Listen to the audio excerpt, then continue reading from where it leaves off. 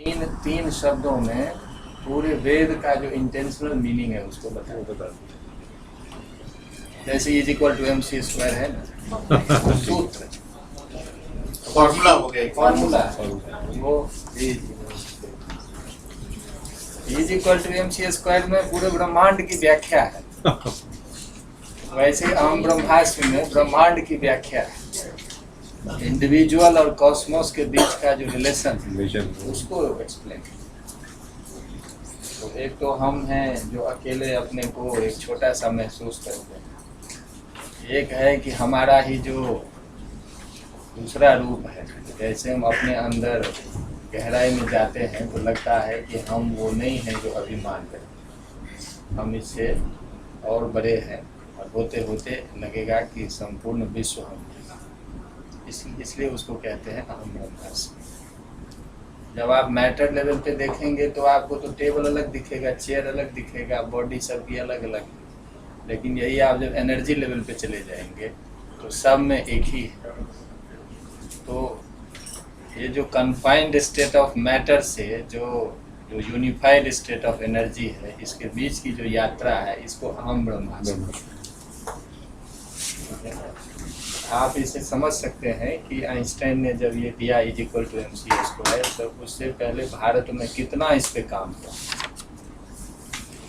मैंने पीछे बताया था कि हाइजेनबर्ग जो थे वो क्वांटम फिजिसिस्ट हैं, तो हम जानते हैं 25 साल की उम्र में उनको नोबेल प्राइज मिला था, ऐसे प्राइज। तो उनका सबसे बड़ा जो जीवन का जो सबसे इंटरेस्टिंग एरिया था वो यही था कि पार्ट और होल के बीच में रिलेशन क्या है, पार्ट क्या है, होल क्या है। पार्ट को हम पार्ट रूप में जान सकते हैं या पार्ट को हम होल के रूप में जान सकते हैं। तो इस रूप में जब उन्होंने कहा तो ये सारी बातें उपनिषद की। उपनिषद में हम पीछे हमने बात की थी कि जब हम बोलते हैं तो पार्ट हो गए, ब्रह्मांड के हम अंश हैं, और जब उसी को हम उसी के अंदर में जो उसका जो व्यापक रूप है, एटम में भी तो देखा ना, जब एटम को एक्सप्लेन किया तो लगा ना कि एक एक एटम में पूरा यूनिवर्स है। वैसे ही हर एक व्यक्ति में सारा संसार। तो जब आप उसकी गहराई में जाएंगे तो धीरे धीरे लगेगा कि हम जो अभी मान रहे वो नहीं है, इससे बहुत बड़े। उसका कल्मिनेशन जो है वो अहम ब्रह्मास्मि में। इसको सूत्र कहते हैं। बृहदारण्यक उपनिषद पढ़ेंगे ना, दो चार 10 दूसरे अध्याय का चौथा जो ब्राह्मण है उसका 10वां मंत्र है, उसमें वहाँ पे ये सब बताया कि सूत्र है। सूत्र को कहते हैं, सूत्र वो है जो बहुत सारी चीज़ों को छोटे थोड़े शब्दों में बता, उसी को बाद में बेस बना के हमारे यहाँ सूत्र लिटरेचर डेवलप। जैसे पाणिनि ने अष्टाध्यायी लिख दी तो सारा सूत्र है। अब योग सूत्र पतंजलि का है, जो देखेंगे सूत्र, ब्रह्म सूत्र है, वैशेषिक सूत्र है, न्याय सूत्र है। उसमें क्या है, 2-2, 3-3, 4-4 शब्दों को लेके बड़ी बड़ी बातें कही गई। अब उस पर सैकड़ों कमेंट्री लिखी गई उसको एक्सप्लेन करने के लिए। जैसे is equal to MC square को एक्सप्लेन करने के लिए आज तक साइंटिस्ट लगे हुए हैं। तो बात तो 2-3 शब्दों की है, लेकिन उसमें वो सारी चीज़ कह दी। ऐसे अपने यहाँ बहुत पहले, मतलब आज से 3000 साल पहले, 4000 साल पहले ये सूत्र साहित्य विकसित होना शुरू, लेकिन इसका सीड जो है वो वेद में। इसीलिए हम वेद को क्या कहते हैं, मनुस्मृति में कहा है ना कि वेद जो है वो सभी का मूल है। हमको लोग कहते हैं ना, हंसी उड़ाते हैं कि जो कुछ होता है कहते हैं वेद में ही। तो आपको ये जब पढ़ने लगेंगे तो सचमुच लगेगा कि सीड फॉर्म में सब कुछ रखा। जैसे is equal to MC square है, वैसे ऐसे छोटे छोटे वाक्य हैं जिसमें आपको जो चीज खोजेंगे वही मिलेगा आपको। अब उसकी व्याख्या कीजिए, आप उसका एक्सपेरिमेंट कीजिए, तो आपको फिर वही चीज दिखाई देने लगेगी। वर्नर हाइजेनबर्ग ने तो कहा है कि जब भारत का विजिट हुआ उनका, उसके बाद रविन्द्रनाथ टैगोर से जब उनका डिबेट हुआ है, उसके बाद कहते हैं क्वांटम फिजिक्स की बहुत सारी प्रॉब्लम सॉल्व हो गई। तो ये सब रिकॉर्ड पे, इसीलिए उन लोगों ने तो बहुत इसका उपयोग किया है अपने साइंस में। लेकिन हमारे साइंटिस्ट नहीं पढ़ते हैं, तो इसीलिए हम ओरिजिनल कंट्रीब्यूशन नहीं हो पाया दिक्कत। आचार्य जगदीश चंद्र बोस और चंद्रशेखर वेंकट रमन, ये दो जो हैं ये ओरिजिनल साइंटिस्ट, इन्होंने भारत के सिद्धांत को लेके आगे बढ़ाया है साइंस। बाकी तो सब उधर ही देखते हैं, बाकी तो ज़्यादा उनका अपना कुछ, क्योंकि अपने ट्रेडिशन को पढ़ते नहीं है, तो उधर से जो आता है उसी पे आगे बढ़ते हैं, ये बात है। तो इसमें भी हम जो कर रहे हैं अभी देख रहे हैं ना, एक तो श्रोत्रस्य श्रोत्तम पिछला जो मंत्र हमारा था, दो चीज है।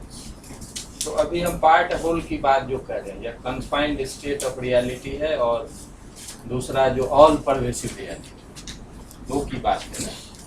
तो हम जब आँख देखते हैं, जो हमारे जो सेंस ऑर्गन्स हैं, जब हम उनको देखते हैं तो वो तो बड़ा लिमिटेड है, लेकिन उसमें जो देखने की शक्ति है, इंद्री कहते किसको, ये भी जानना जरूरी है, हम सेंस ऑर्गन कहते किसको। तो एक तो इसका मीनिंग है कि जो इन का मतलब होता है विषय, इन मतलब ऑब्जेक्ट ऑफ नॉलेज, और द्र का मतलब होता है जाना। तो ऑब्जेक्ट की तरफ जो जाए और उसको, विषयों की तरफ जो जाए, विषयों की तरफ जो जाए और उसको जो प्रकाशित करे, यानी उसका ज्ञान कराए। इन विषयान द्रवंती गच्छन्ति इति इंद्रिया। इनका मतलब ऑब्जेक्ट, द्र का मतलब जाना, ऑब्जेक्ट की तरफ जो जाता है और उसका नॉलेज हमें कराता है, उसको हम इंद्रिय कहते हैं। ठीक है, तब आप देख लीजिए सेंस ऑर्गन में आपको ये मीनिंग नहीं मिलेगा, लेकिन इंद्रिय वर्ड जैसे ही आप इसको देखेंगे, इसके डेरिवेशन में ही पूरी फिलॉसफी रखी है। तो एक तो इंद्रिय का मतलब ये हुआ, उनको हम इंद्रिय कहते हैं जिसका ये नेचर है। अब ये नेचर जो है वो दो तरह की इंद्रियां हमारे हैं, एक को कहते हैं बाह्य इंद्रिय और दूसरा को कहते हैं आंतरिक इंद्रिय, इंटरनल एंड एक्सटर्नल। एक्सटर्नल जो है उसमें 5 सेंस ऑर्गन्स है, 5 मोटर ऑर्गन्स है, यानी 5 ज्ञानेंद्रिय और 5 कर्मेंद्रिय। ये जो है इसको बाह्य इंद्रिय कहते हैं। और अंदर में जो हमारा है वो मन है, मन को इंटरनल ऑर्गन कहते हैं। 5 है, कौन कौन से? 5 है, जैसे हमारा आँख है, आए, एक ऑर्डर में लीजिए, आकाश से आप पृथ्वी की तरफ आइए, तो आकाश जो है ना उसके लिए है हमारा ईयर, कान, ठीक है। और उसके बाद वायु है, तो वायु का है त्वचा, त्वक, स्किन, ठीक है। तीसरा है फायर, फायर के लिए है आँख, चक्षु। और उसके बाद है जल, जल के लिए है रसना, टंग। पंच महाभूत। 5 महाभूत का जो ऑर्डर है ना, डेवलपमेंट जो है, जिस रूप में उसका क्रिएशन हुआ है, उसी रूप में आप यदि देखेंगे ना, एक एक महाभूत को जानने के लिए एक एक इंद्रिय। पृथ्वी के लिए नासिका, क्योंकि पृथ्वी का जो नेचर है ना वो स्मेलिंग, गंध, तो गंध के लिए नासिका बनाई थी। नेचर का सारा ये मिरेकिल है। और जब देखेंगे तो एक एक विषय के लिए एक एक इंद्रिय बनी। तो ये भी हो सकता है एक विषय है कोई जो हमें पता ही नहीं चलता क्योंकि उसके लिए कोई इंद्रिय नहीं है। नहीं, ऐसा अभी तक नहीं, क्योंकि हमें पता ही नहीं चला। ऐसा नहीं है। क्यों नहीं है? क्योंकि हजारों वर्षों में हमारे ऋषियों ने, विद्वानों ने इस पे सघन विश्लेषण किया। इसीलिए कोई ऐसी चीज नहीं है जो उनसे छूटी हुई। और उन्होंने ये क्राइटेरिया भी तो दे दिया कि अस्तित्व, अविधेयत्व, वर्गेयत्व। वो मैं इतना नहीं कहना चाह रहा था क्योंकि ये बाद में, लेकिन ये कह रहे थे कुछ हो जो हम जो नहीं जानते वो अभी नहीं है। ये जैसे न्याय वैशेषिक का पोजीशन में बता रहा हूँ, जैसे मैडम ने अब छेड़ दी बात को। देखिए न्याय वैशेषिक जो है ना, इसको वो रियलिस्ट सिस्टम, रियलिस्ट का मतलब है कि जो एम्पिरिकल चीज है ना उसको वो एज इट इज एक्सेप्ट करता है, एज इट इज एक्सेप्ट करता है। तो फिर आप इसको कैसे प्रूव करें कि ये रियल है, ये टेबल रियल है, कैसे प्रूव करें? तो न्याय वैशेषिक ने इसके लिए 2 क्राइटेरिया दिया है। एक ये है कि it should be the object of your knowledge.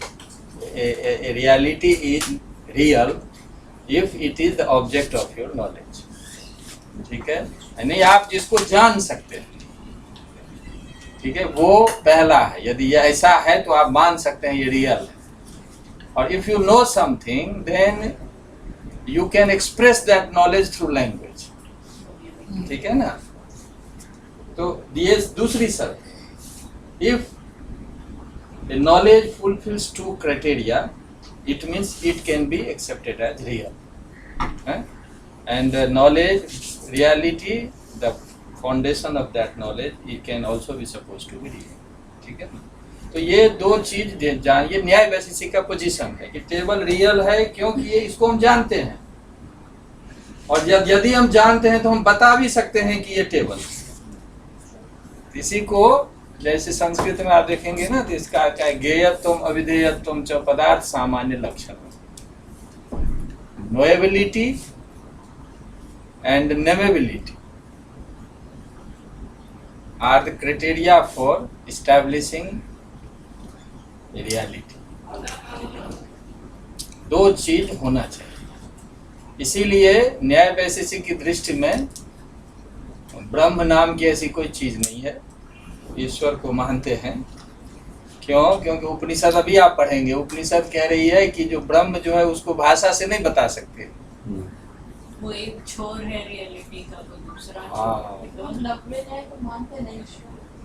नहीं, ईश्वर मानते हैं, ब्रह्म नहीं मानते। ब्रह्म और ईश्वर में बहुत अंतर है। न्याय के ब्रह्म ईश्वर, ब्रह्म को बता नहीं सकते।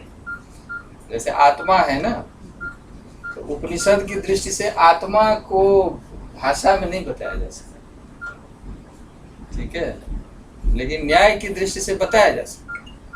वेदांत के अनुसार वो अनिर्वचनीय, और वहाँ सब कुछ जो है वो निर्वचनीय। हाँ। तो एक छोर वो है और दूसरा छोर। तो आप इससे समझ लीजिए ना कि न्याय वैशेषिक उसी को मानता है जिसको हम जान सकते हैं और जिसको भाषा के द्वारा बता सकते हैं। और ये भी समझिए कि इंडियन फिलॉसफी में दोनों एक्सट्रीम्स हैं। न्याय कहता है कि ईश्वर को हम जान भी सकते हैं और बता भी सकते हैं, और ये कहते हैं कि ब्रह्म को जान तो सकते हैं, बता नहीं सकते। ठीक है, तो ये जो चीज है एक्सट्रीम है। इसीलिए न्याय वैशेषिक की बात अभी उपनिषद में ज्यादा करेंगे तो और कंफ्यूजन होगा। पहुंचेंगे तो एक ही जगह। हाँ, वो हमारा क्योंकि चक्र है, वो वहाँ से शुरू करेंगे, पहुँचेंगे वहीं। देखिए ना, न्याय वैशेषिक जो है ना प्लुरलिटी को मानता है। प्लुरलिटी मानता है। प्लुरलिटी का मतलब जैसा हमारे सामने जो कुछ है वही रियल। लेकिन मुझे तो अपने लिए भी तो वो जगह बनानी है, दर्शन भी तो पढ़ाना है। तभी तो मैडम के लिए बैकग्राउंड है। अगले उसमें तभी तो दर्शन पढ़ेंगे। देखिए प्लुरलिटी है ना, जो हमारे सामने जैसे जो कुछ भी है, हम सब अलग अलग हैं, टेबल अलग है, चेयर अलग है, तो जो प्लुरलिटी है न्याय वैशेषिक में वो रियलिटी। ठीक है, और ये जो प्लुरलिटी है और रियल इसीलिए है क्योंकि इसको हम जान सकते हैं, और इसको जानकर इसको हम भाषा के द्वारा बता सकते हैं, इसीलिए ये रियल। अब इस पैरामीटर में जो फिट नहीं बैठता, न्याय वैशेषिक उसको एक्सेप्ट नहीं करता। अब उपनिषद यदि कहती है कि जो आत्मा को जाना तो जा सकता है, बताया नहीं जा सकता। You can only realize it. You can realize only. You can't express it through language. तो अब यहाँ पे वो फिट नहीं बैठा ना उस मॉडल में, उस मॉडल में नहीं फिट बैठा। इसीलिए वेदांत जो है, जैसे मैडम ने कहा, एक नॉर्थ पोल एक साउथ पोल है। वेदांत को इसीलिए आइडियलिज्म को मानने वाला बताया गया है, जो जरूरी नहीं है कि वो बताया जा सके। तो इसलिए ये 2 छोर है। तो इसलिए इसी कॉन्टेक्स्ट में आ गई बात कि यहाँ कहने का मतलब ये है कि पार्ट एंड जो सूत्र से बात चली थी ना, सूत्र है, तो वो उसमें सूत्र जो है अपने यहाँ बड़ा रिच ट्रेडिशन है, और सूत्र का भी बीज जो है वो वेद में, जो भी है वो वेद में है।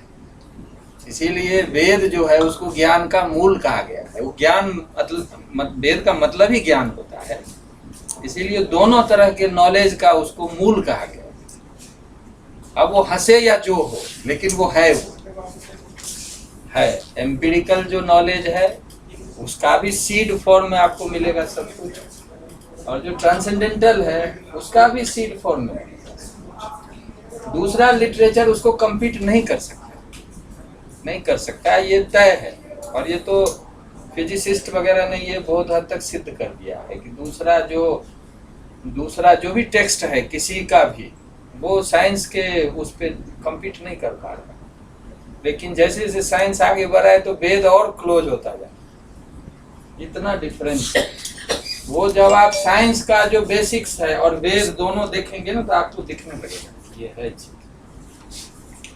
तो मेरा ये कहना था यहाँ कि दो तरह की बात इस मंत्र में कही गई है। एक तो वो हो गया ना इंटरनल एक्सटर्नल, दो तरह का ऑर्गन है, एक एक्सटर्नल है एक इंटरनल है। एक्सटर्नल में 10 है, 5 सेंस ऑर्गन 5 मोटर ऑर्गन, और इंटरनल जो है वो मन है, उसको अंतःकरण भी कहते हैं। वेदांत में उसको अंतःकरण भी कहते हैं। और वेदांत जो है ना वो इंटरनल को उसके 4 नाम दिया हुआ है, 4 नाम दिया हुआ। जब आप डिसीजन लेते हैं, डिसीजन जब लेते हैं तो उसको बुद्धि कहते हैं, ठीक है। और जब आप अल्टरनेटिव आपके दिमाग में चलता है, ये ठीक है कि एनालिसिस जब आप करते हैं उसको मन कहते हैं, ठीक है। और अपने को जब आप आई के रूप में एक्सप्रेस करते हैं तो उसको अहंकार कहते हैं। और आप जो नॉलेज को स्टोर करते हैं जहाँ, उसको चित्त कहते हैं, ठीक है। तो ये 4 जो है ये एक ही है, इंटरनल ऑर्गन एक ही है, but on the basis of 4 types of acts, ठीक है ना। 4 नोमेनक्लेचर हैव बीन गिवन। निश्चयात्मिका अंतःकरण वृत्ति बुद्धि, संकल्पात्मिका अंतःकरण वृत्ति मनः, अभिमानात्मिका अंतःकरण वृत्ति अहंकार, और अनुसंधानात्मिका या स्मरणात्मिका, 2 इसका डेफिनेशन है। अनुसंधान का मतलब जब एक्सप्लोर करते हैं किसी चीज को तो उसको भी चित्त के थ्रू करते हैं, उस एक्ट को चित्त कहते हैं। और दूसरा है स्मरणात्मिका, जो चीज ऑलरेडी स्टोर्ड है उसको जब आप रिकॉल करते हैं उस एक्ट को भी चित्त कहते हैं। तो ये 4 जो है ना इसको कहते हैं इंटरनल ऑर्गन। तो जो पिछली बार हमने सुख दुख इत्यादि जो है ना, जैसे अब इंटरनल है और एक्सटर्नल है, तो उसी के बेस पे ऑब्जेक्ट भी इंटरनल और एक्सटर्नल है। बाहर के जो ऑब्जेक्ट है उसको हम सेंस ऑर्गन के थ्रू जानते हैं, लेकिन बहुत सारी चीजें जो हैं वो इंटरनल है, जैसे सुख है, दुख है, इच्छा है, ये तो एक्सटर्नल नहीं है ना, ये हमारा इंटरनल है और इसका हमें एक्सपीरियंस होता है। इसको हम जानते हैं कि हम सुखी हैं कि दुखी है, तो वो जिसके थ्रू जानते हैं उसको कहते हैं इंटरनल ऑर्गन, ठीक है ना। तो बाहरी चीज जब आप जानते हैं, टेबल जानेंगे तो उसमें internal organ plus sense organ plus object, ठीक है ना, ये स्ट्रक्चर होगा। और जब आप सुख जानेंगे कि मैं सुखी हूं कि दुखी हूं, तो फिर डायरेक्ट इंटरनल ऑर्गन प्लस सुख। तो इस तरह से नॉलेज का प्रोसेस है। यहाँ एक बात पूछनी थी, ये जो मन के लिए संकल्पात्मक बोला ना, संकल्पात्मिका अंतःकरण वृत्ति ही मना। मन, हाँ। तो मन तो विकल्प करता है ना, संकल्प कहाँ करता है? बुद्धि करती है कि निश्चय। विकल्प becomes alternatives ना? विकल्प मतलब संकल्प विकल्प को एक शब्द के साथ लिया गया है, आप उसको वही मीनिंग लें, आप जो मीनिंग समझ रहे हैं वही मीनिंग। देखिए एक प्रोसेस है ना कि पहले जो है वो सेंस ऑर्गन और जो ऑब्जेक्ट है उसका रिलेशन होता है, तो उसको कहते हैं, अब ओरिजिनल टर्मिनोलॉजी आप देखेंगे उसको कहते हैं आलोचन, ठीक है। हाँ, आलोचन। और जब आलोचन, जब आपका सेंस ऑर्गन उस नॉलेज को एक्वायर कर गया तो उसके बाद वो मन के पास जाता है, तो मन उसको एनालाइज करता है कि अब ये क्या ठीक है, प्रॉपर्टी कौन है, प्रॉपर्टी होल्डर कौन है, रिलेशन क्या है ना। आप मनुष्य हैं ना, तो मनुष्यत्व होना चाहिए ना, तभी तो मनुष्य होंगे ना। तो ये मन का काम है। तो उसके बाद डिसाइड हो गया कि ये चीज है, तो बुद्धि के पास चला गया। बुद्धि का मतलब है कि डिसीजन का मतलब after that you can implement it, final हो गया ये जल है, अब इसको पी सकते हैं। उससे पहले का जो प्रोसेस है वो एनालिसिस ये सब चलता रहे, तो उसको बुद्धि कहते हैं। तो इस तरह से पर ये चारों चीजें एक ही हैं। चारों चीजें एक ही। और इसमें विवेक कहाँ बैठता है फिर? विवेक तो हुआ, बुद्धि हुआ ना, बुद्धि। हाँ, जो आपने अलग कर दिया। अब जैसे जल हो गया तो अब ये अन्न नहीं है, हाँ, मतलब विवेक से आगे विवेक हो गया। विवेक आगे का निकल मतलब विविनक्तीत विवेक का, जो ठीक। पृथक करता है, डिस्क्रिमिनेट करता है। जैसे ये ठीक है तो ठीक है, ठीक। गलत नहीं है, और यदि गलत है तो फिर ठीक भी नहीं, हम्म, तभी तो आप डिसीजन लेते हैं ना। इसको कहते हैं बुद्धि। और इसी बुद्धि जब आपकी सात्विक हो गई, बुद्धि तो तीनों तरह की हो सकती है ना। बड़ा ऐसे काम से ठीक है। बुद्धि तो ऐसी भी हो सकती है कि इसको मारना है तो फाइनल डिसीजन है, ये भी तो बुद्धि है ना। या फिर धन कमाना है तो ये भी फाइनल डिसीजन। ठीक। लेकिन यही बुद्धि जब सात्विक होती है तो फिर आपको आत्मज्ञान कराती है। सर विवेक को आत्मा का विषय नहीं माना, हाँ? विवेक को आत्मा का बुद्धि विषय तो है, पता चल रहा है कि ये जल है, ये डेक्स है, इससे ऊपर जो नहीं यही करना है, ये सही है। बुद्धि कह रही है कि इस समय आग लगी हुई है, निकल जाओ, आप जल एक चीज जाओगे। समझ लीजिए, आप अलग मत कुछ करिए, टेबल में ही सब कुछ है।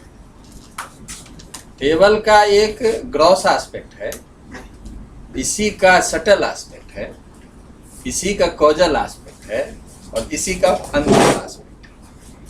यहाँ कुछ भी ऐसा नहीं है जो आपको जो है उससे अलग सोचना है। चौथा क्या बोला था आपने? ट्रांसेंडेंटल। अच्छा, पहला तो ग्रॉस हुआ, जैसे टेबल है मान, फिर सटल, फिर कॉजल। टेबल है तो टेबल तो ग्रॉस दिख रहा है। अब आपको कहीं और नहीं जाना है, टेबल ही किससे बना है, तो एटम से बना है, एटम का सब पार्टिकल से बना है। ये इसका हो गया सटल एस्पेक्ट। और सब पार्टिकल किससे बना, तो एनर्जी से बना है, वो हो गया कॉजल एस्पेक्ट। और एनर्जी कहाँ रह रही है, तो उसका जो सबका सबस्ट्रेटम वो कॉन्शियसनेस माना है, तो कॉन्शियसनेस जो है उसका ट्रांसेंडेंटल एस्पेक्ट हो। एनर्जी तक तो आ गई ना, क्योंकि साइंस ने बता दिया है। अब साइंस कॉन्शियसनेस पे लगा हुआ है, तो जितना बता दिया है इतना तो कम से कम वेदांत को उसने एक्सप्लेन कर दिया ना। बस अब इसके आगे का जो है वो साइंस भी उलझा हुआ है, सभी जो सारे उलझे हुए हैं, लेकिन वेद में ये क्लियर है। साइंस तो एक्सप्लेन कर ही नहीं पाएगा कभी, कर पाएगा, वर्ड्स में कर पाएगा, कर पाएगा। उसको मेथड चेंज करना पड़ेगा। वर्ड्स में एक्सप्रेस ही नहीं कर सकते तो एक्सप्लेन कैसे करेगा? नहीं, लेकिन जान तो सकते हैं ना। एक्सपीरियंशियल पे जब जैसे जाएगा। उपनिषद ने कहा है कि वर्ड्स में एक्सप्रेस नहीं किया जा सकता, फिर भी उपनिषद ने तो डिफाइन साइंटिस्ट किया। को ऋषि बनना पड़ेगा तभी होगा, जो मॉडर्न डे साइंटिस्ट को ऋषि बनना नहीं, पड़ेगा। मैं ये कह रहा हूँ कि उपनिषद ने ये कहा है कि इसको वर्ड के थ्रू एक्सप्लेन नहीं कर सकते हैं, फिर भी उपनिषद ने डिफाइन किया। मेथड अलग है उसमें। अब ठीक कह रहे हैं, हमारे ऋषि अब समझ गए ना? वैज्ञानिक भी थे बहुत बड़े। मैंने एक पेपर इस पे लिखा था, डेफिनेशन ऑफ इनडिफाइनेबल ब्रह्म। आपको कम से कम अप्रोक्सीमेट तक तो पहुंचाएगा ना वो। एक गाइडिंग प्रिंसिपल तो है ना आपके पास कि हाँ ये हो सकता है, 100% नहीं है, नहीं, उस रास्ते पर तो आपको डायरेक्शन तो दे ही देगा ना कि रास्ते पर ये पहुंचा देगा। जेएनयू के गेट पे या भारतीय विद्याभवन के गेट पे देख लेंगे कि भारतीय विद्याभवन है, तो वो बोर्ड तो नहीं है भारतीय विद्याभवन, लेकिन इंडिकेट तो कर देगा ना कि इसके अंदर है। तो वर्ड्स आर इंडिकेटर्स, ये वेदांतिक पोजीशन, वर्ड्स आर इंडिकेटर्स। यही उसकी ना जो अनिर्वचनीयता को बताती है। वो कहते हैं कि बोर्ड पे लिखा है भारतीय विद्याभवन, लेकिन बोर्ड नहीं है भारतीय विद्याभवन। बोर्ड नहीं, आपको बोर्ड जो है इंडिकेट कर रहा है कि भारतीय विद्याभवन इज इनसाइड, यही उपनिषद का कहता है कि Finger आत्मा is- का ये बता दिया है, बोला कि ये वर्ड है, आत्मा ये नहीं है, इंडिकेट कर रहा है। इसके बाद आपका अन्वेषणम कर्तव्य। नहीं, और वो वाया नेगेटिव चलते हैं, इफ आई मे इंटरप्ट। हाँ, 100%। क्योंकि वो कहते जाएंगे ये भी ब्रह्म नहीं है, ये भी जो जो आप देख रहे हैं, जो जो आप बता रहे हैं, वो हाँ। सब नहीं है, लेकिन फिर भी कुछ है ना, आप स्वयं हैं इसमें। नहीं, जैसे आपको कह देंगे कि टेबल ब्रह्म है, उस वो नहीं बोल, पहले कहेंगे टेबल ब्रह्म है, अब आप जब समझ गए तब बोलेंगे कि ये नहीं है। नहीं है तो आप अब एटॉमिक लेवल पे जाइए, वो ब्रह्म है। तो अभी नहीं। अब आप वहां तक जब ठीक हो गए तो कहते हैं अब ये भी नहीं नहीं है। है। तब आप कॉजल स्टेट पे जाइए, कहते हैं ये ब्रह्म है, तो आप फिर कहेंगे ये भी नहीं है। तो फिर जो है उसको आप बताएंगे नहीं, उसका अनुभव करें। अनुभव करना। ये उनका मेथड, इसको कहते हैं नेति नेति। सर इसके लिए कोई सूत्र है? Words are indicators. हाँ। संस्कृत में कुछ सूत्र या हाँ, कुछ है? संकेतक कहते हैं ना, वो तो बहुत जगह मिलेगा। कुछ है इसके लिए तो पूरी फिलोसफी ऑफ लैंग्वेज पढ़नी पूरी है। मैं फिलोसफी चाहती हूँ कोई सूत्र आप अभी संस्कृत में बता सकते हैं। वर्ड्स बना आर सकते हैं, बता नहीं सकते। नहीं होगा भी, वो दे देंगे, वो ऐसा हो है, ऐसे नहीं है। संकेत तो वैसे ही नाम है इसका। तो संकेत ग्रह कहते ही है लैंग्वेज। हाँ, संकेत मतलब वो रिलेशन है ना वर्ड और मीनिंग। इंग्लिश में एक और मुहावरा है, map is not the territory. हाँ, ये तो बहुत फेमस है। Right, map only kind of gives U A rough sketch, it's not the territory. वो हाँ। बताता नहीं है कि अभी और इस वक्त भीड़ है नहीं है, ठंडी है गर्मी है। नहीं, एकदम ठीक है। दूसरी बात, आप पूरे पृथ्वी का मैप आप प्लेन पेपर पे बना लेते हैं, तो वो अर्थ तो नहीं है नहीं। ना, लेकिन वो इंडिकेट कर रहे हैं। ऐसे ही लैंग्वेज जो भी है वो इंडिकेटर है, ऐसा वेदांतिक पोजीशन, ठीक है ना। तो इस बात को हम इसीलिए वो अनुभव को सबसे बड़ा उसमें प्रमाण मानते हैं कि आप खाना कोई खाते हैं, उसका भी टेस्ट एज इट इज तो एक्सप्लेन नहीं कर सकते ना। मक्के का गुड़ कबीर कहते हाँ, हैं। आप अप्रोक्सीमेट तक ला सकते हैं। लैंग्वेज का यही रोल है रियलिटी को समझ। तो ये कहने का मतलब है। तो आप आगे मंत्र देखेंगे अभी, जो वो कह रहे हैं ना कि हमें जब हम ट्रांसेंडेंटल कहते हैं, तो ट्रांसेंडेंटल का मतलब ये नहीं है कि हम दुनिया से बाहर देखेंगे, यहीं पे इसी जो कुछ भी आपके सामने है, इसी का जो सटल एस्पेक्ट है, धीरे धीरे आप इसी के जब अंतिम रूप को देखेंगे तो आपको वही ट्रांसेंडेंटल मिल जाएगा। तो भारत में जो ज्ञान है उसमें बाहर जाने की कहीं जरूरत नहीं, इसीलिए आपके शरीर में ही चारों लेवल, चारों लेयर आपके शरीर में ग्रॉस भी है, शरीर में सूक्ष्म भी है, शरीर में कारण भी है, शरीर में फिर वो अंतिम तुरी जिसको कहते हैं वैदिक टाइम। तो इसी चीज को केनोपनिषद बता रहा है कि एक तो हमारा इंद्री है, आंख है, एक आंख का आंख है, ठीक है ना। तो आंख की आंख क्या हुई? एक तो इंद्री का अर्थ मैंने बताया कि वो इंद्री वो है जो विषय को समझे, उसका नॉलेज कराए। दूसरा जो इंद्री है, इंद्र का मतलब है आत्मा, इंद्र आत्मा, ठीक है ना। उस आत्मा का को जो इंडिकेट करे, source of the essence, source आप आंख से देख रहे हैं, इसका मतलब देयर इज समथिंग इनसाइड। इसीलिए इंद्री का मतलब जब तक आपके अंदर इंद्री फंक्शनल है, इसका मतलब आप में वो कॉन्शियसनेस जो है वो फंक्शनल रोल में है। डेथ का भी तो यही है ना, सारे इंद्री बंद हो जाए, ये हो जाए तो आप नहीं रहेंगे। तो इंद्री वो है जो आपके अंदर एसेंस है उसको इंडिकेट करता है, इसलिए उसको इंद्री कहते हैं। तो दोनों अर्थ है, एक एक्सटर्नल और एक इंटरनल, ठीक है ना। आंख से मैं देख रहा हूं, इसका मतलब कोई सोर्स है जो आंख से दिखा रहा है। तो एक तो हुआ आंख, एक हुआ वो आंख का जो सोर्स है, इसीलिए उसको कहते हैं आंख का जो आंख है। मन का जो मन है, एक मन तो एनालिसिस करवाता है, लेकिन उसको एनालिसिस करने के लिए प्रेरित कौन करता है? आपको शुरू में बताया था ना शोपेनहावर वाला लाइन जो आइंस्टाइन कोट किया करते थे कि जो one can do as he wills, but he cannot will as he wills.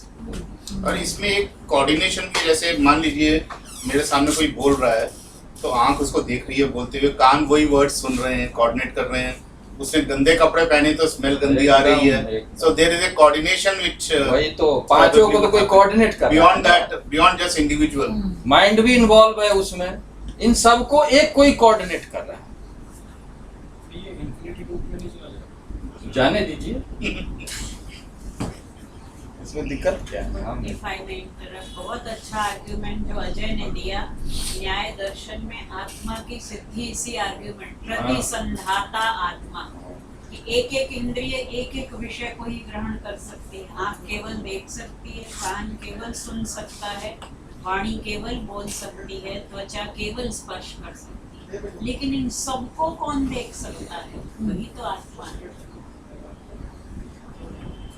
लेकिन अब इसमें एक अंतर जो है न्याय वैशेषिक और वेदांत, वो भी मैं बता देता हूँ कि न्याय वैशेषिक में जो मन है ना उसको हम एटॉमिक मानते हैं, ठीक है, वो अणुरूप, ठीक है, अणु का मतलब सबसे जो सूक्ष्म। इसीलिए न्याय वैशेषिक के अकॉर्डिंग मन जो है एक बार में एक ही सेंस ऑर्गन के साथ कनेक्ट कर सकता है, ठीक है। यदि आप अभी आप देख रहे हैं तो माइंड जो है वो आई से कनेक्टेड है, आई ऑब्जेक्ट से कनेक्टेड। उस समय में वो दूसरे सेंस ऑर्गन से कनेक्टेड नहीं हो सकता। यदि वो फिर अब आप बोलते हैं उस समय या उस समय स्पर्श करते हैं किसी को, तो वो इतना फास्ट है कि वो दोनों को कनेक्ट करता है, लेकिन आपको वो करेगा एक साथ एक बार में एक केस। जो मल्टीप्लेक्स कर रहा है उसको। लेकिन वेदांत का इसमें दूसरा पोजीशन, वेदांत कहता है कि नहीं, ये अनुरूप नहीं है, ये मध्यम रूप है। हमारे जो सेंसेस हैं ना, क्योंकि अनुरूप उनके लिए तो अनुरूप भी मध्यम ही है, क्योंकि उनके लिए तो फंडामेंटल तो एनर्जी है। अब एनर्जी का जो है वो एनर्जी का एक तरह से फॉर्म है सब पार्टिकल, एनर्जी का फॉर्म है एटम, तो वो भी तो मध्यम हुआ ना, वो हाईएस्ट तो हुआ नहीं। तो उनके हिसाब से ये सब कुछ जो है वो मध्यम स्तर का, इसीलिए मन जो है एक साथ पांचों सेंस के साथ कनेक्ट कर सकता है। ये डिफरेंस है न्याय वैशेषिक का वेदांत, कि माइंड जो है वो एक साथ पांचों के साथ कनेक्ट कर सकता है। और सच्चाई क्या है, एक्चुअली क्या है? अब सच्चाई जो है वो अनुभव करें, लेकिन आपके पास दोनों विकल्प है। हाँ, कर सकते हैं। इसका बहुत अच्छा एग्जांपल तो वो है ना कि मीठा सारे फल हैं, मिठाइयाँ हैं, लेकिन मीठा क्या है वो तो अनुभव करने से ही पता चलेगा अनुभव ना। से, अनुभव जो है वो सबसे बड़ा प्रमाण है वेदांत में। इसीलिए अब आपको ये एक दो विकल्प है, एक न्याय वैशेषिक ने पोजीशन लिया हुआ है, दोनों वेद को प्रमाण मानता है, लेकिन दोनों का अपना, और बीच में सांख्य का तो वेदांत से मिलता जुलता है, क्योंकि सांख्य भी तो प्रकृति पे चला जाता है ना, तो वो बीच मध्यम का। तो ये है, तो इसी मंत्र में हम देख रहे हैं कि दो लेवल की बात हो रही है। एक जो है वो सेंस ऑर्गन है, एक जो है जो सेंस ऑर्गन का भी जो सेंस ऑर्गन, तो जो सेंस सोर्स जो है वो ट्रांसेंडेंटल, आप जो बोले ना इन्फिनिटी है, वो इन्फिनिटी ही मानते हैं, क्योंकि उस लेवल पे ना कोई बाउंड्री नहीं है, उस लेवल पे कोई कन्फाइनमेंट नहीं है। वो जो है वो ऑल परवेसिव ही इसका सोर्स है, इस रूप में मानते हैं। इसीलिए हमारे ही अंदर वो सोर्स जो सबको कंट्रोल कर रहा है, जो सबको फंक्शनल बना रहा है, वो जो है उसी को आत्मा कहते हैं। और वो जान लेने से फिर आपका जो कन्फाइनमेंट है वो समाप्त हो जाता है, हम सीमित से असीमित हो जाते हैं, हम मूल जो प्रकाशक है उस तक पहुंच जाते हैं, क्योंकि सबको प्रकाशित तो वही कर रहा है ना। हमें कुछ दिख रहा है, दिख रहा है तो आंख से, लेकिन आंख के पीछे जो सोर्स है वो असली में सबको प्रकाशित कर रहा है। डिटैचमेंट से क्या है? जब सर्व ऑल परवेसिव जब हो जाएगा ना सब, एक तो जब अटैचमेंट कब होता है, जब हम आप अलग हैं, मैं अलग हूँ, टेबल अलग है, चेयर अलग है, तो मुझे टेबल चाहिए क्योंकि मुझसे अलग है। और जब ये लगने लगे कि मैं ही टेबल हूँ, अटैचमेंट तो detachment will attachment not become meaningless. Meaningless हो गया। ठीक है ना। आपको बृहदारण्यक में कहते हैं यत्र तु अस्य सर्वम आत्मैव अभूत्, जहाँ सब आत्मा ही है तो तत्र केन कम पश्ये, तो वहाँ कौन कहेगा कि मैं अलग हूँ, टेबल अलग है और देखने वाला अलग है, जिसको देखते हैं अलग है। तो दो लेवल है, एक लेवल है जो हम अलग अलग चीज देखते हैं, पांचों सेंसेज अलग है, ऑब्जेक्ट अलग है, लेकिन कहते हैं ये एक लेवल है। दूसरा लेवल है कि इसका जो सोर्स है, जो सोर्स है वो ऑल परवेसिव। यदि आप सोर्स तक पहुंच गए तो इमोर्टैलिटी, यदि आप यहां तक रह गए तो मोर्टैलिटी। जब यहाँ है तो सीमितता में है, वहां है तो असीमितता में है। एक शांत है, एक अनंत है, ठीक है ना। ये दो लेवल की बात कर रहे हैं। तो इसी को यहाँ पे अंत में कहते हैं अतिमुच्च धीरा, धीर लोग जो है। मैंने पहले भी कहा था कि धीर शब्द का प्रयोग इन्होंने बहुत किया है, क्योंकि धैर्य बहुत चाहिए।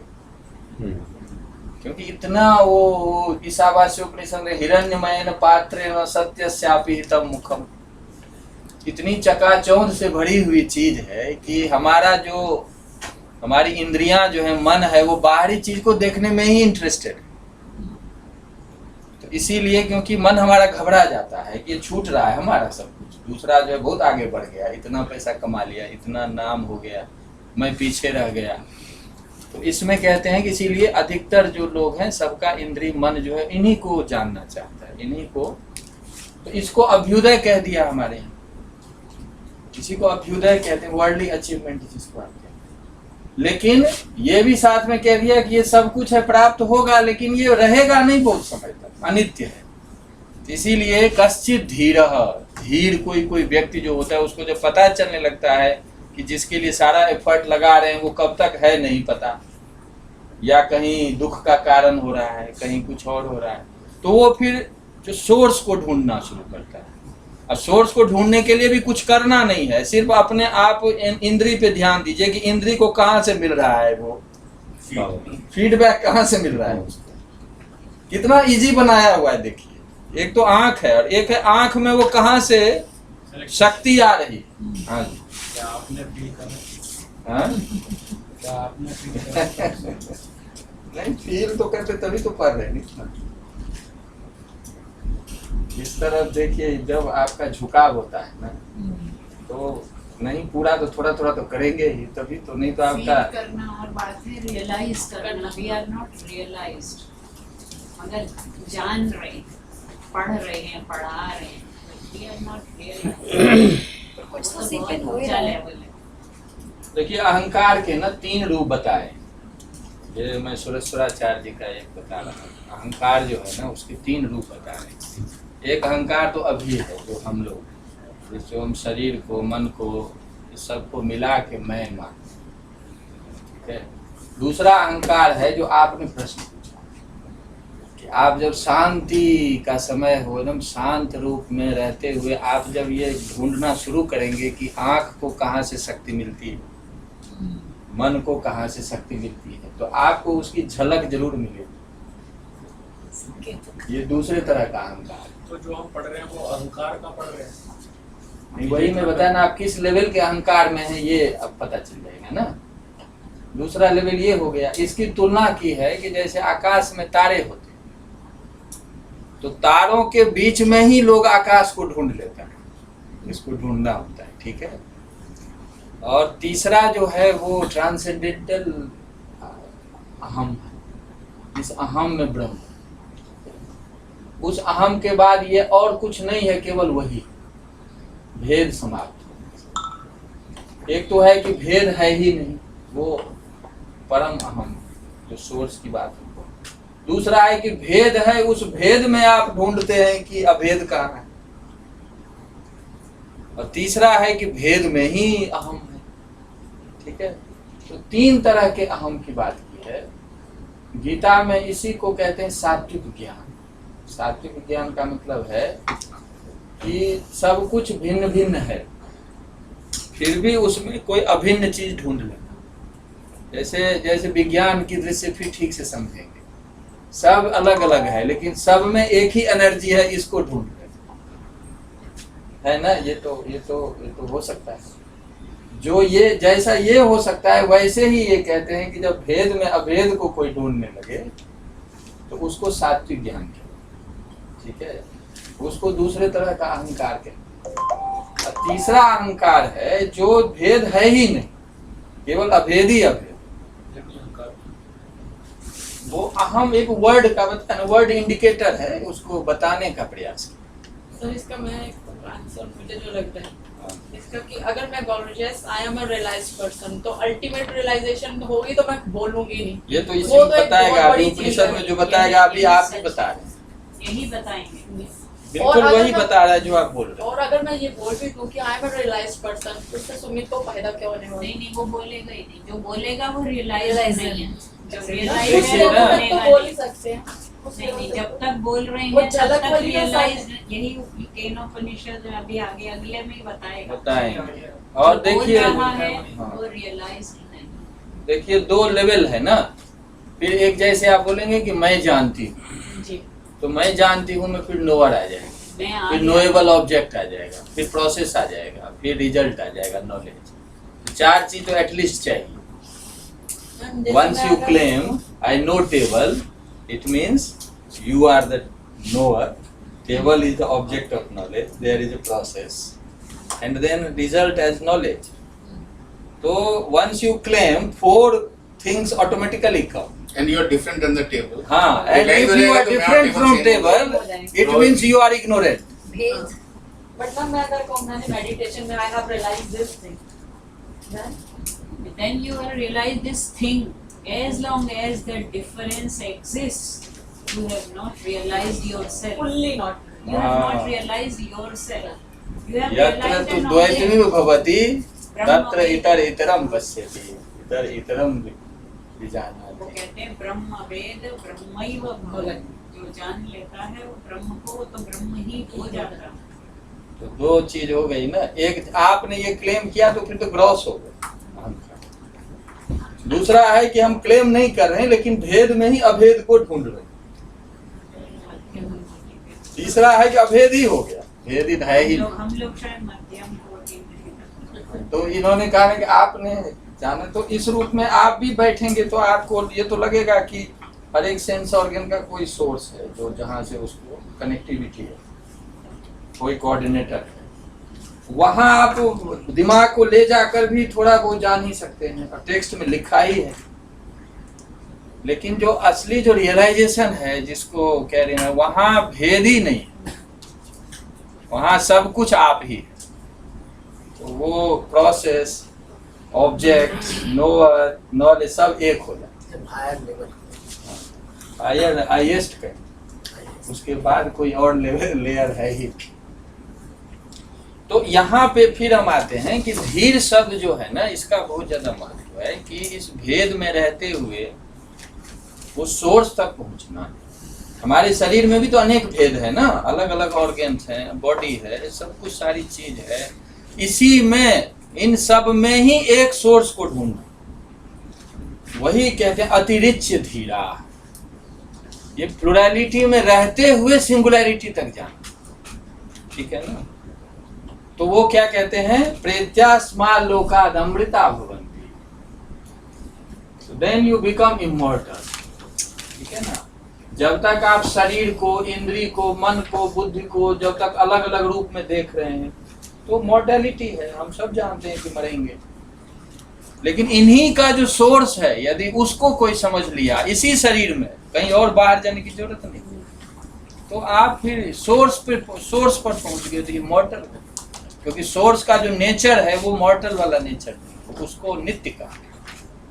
ये दोनों का डिफरेंस है, यही मैं इसमें। अब अगला मंत्र देखिए,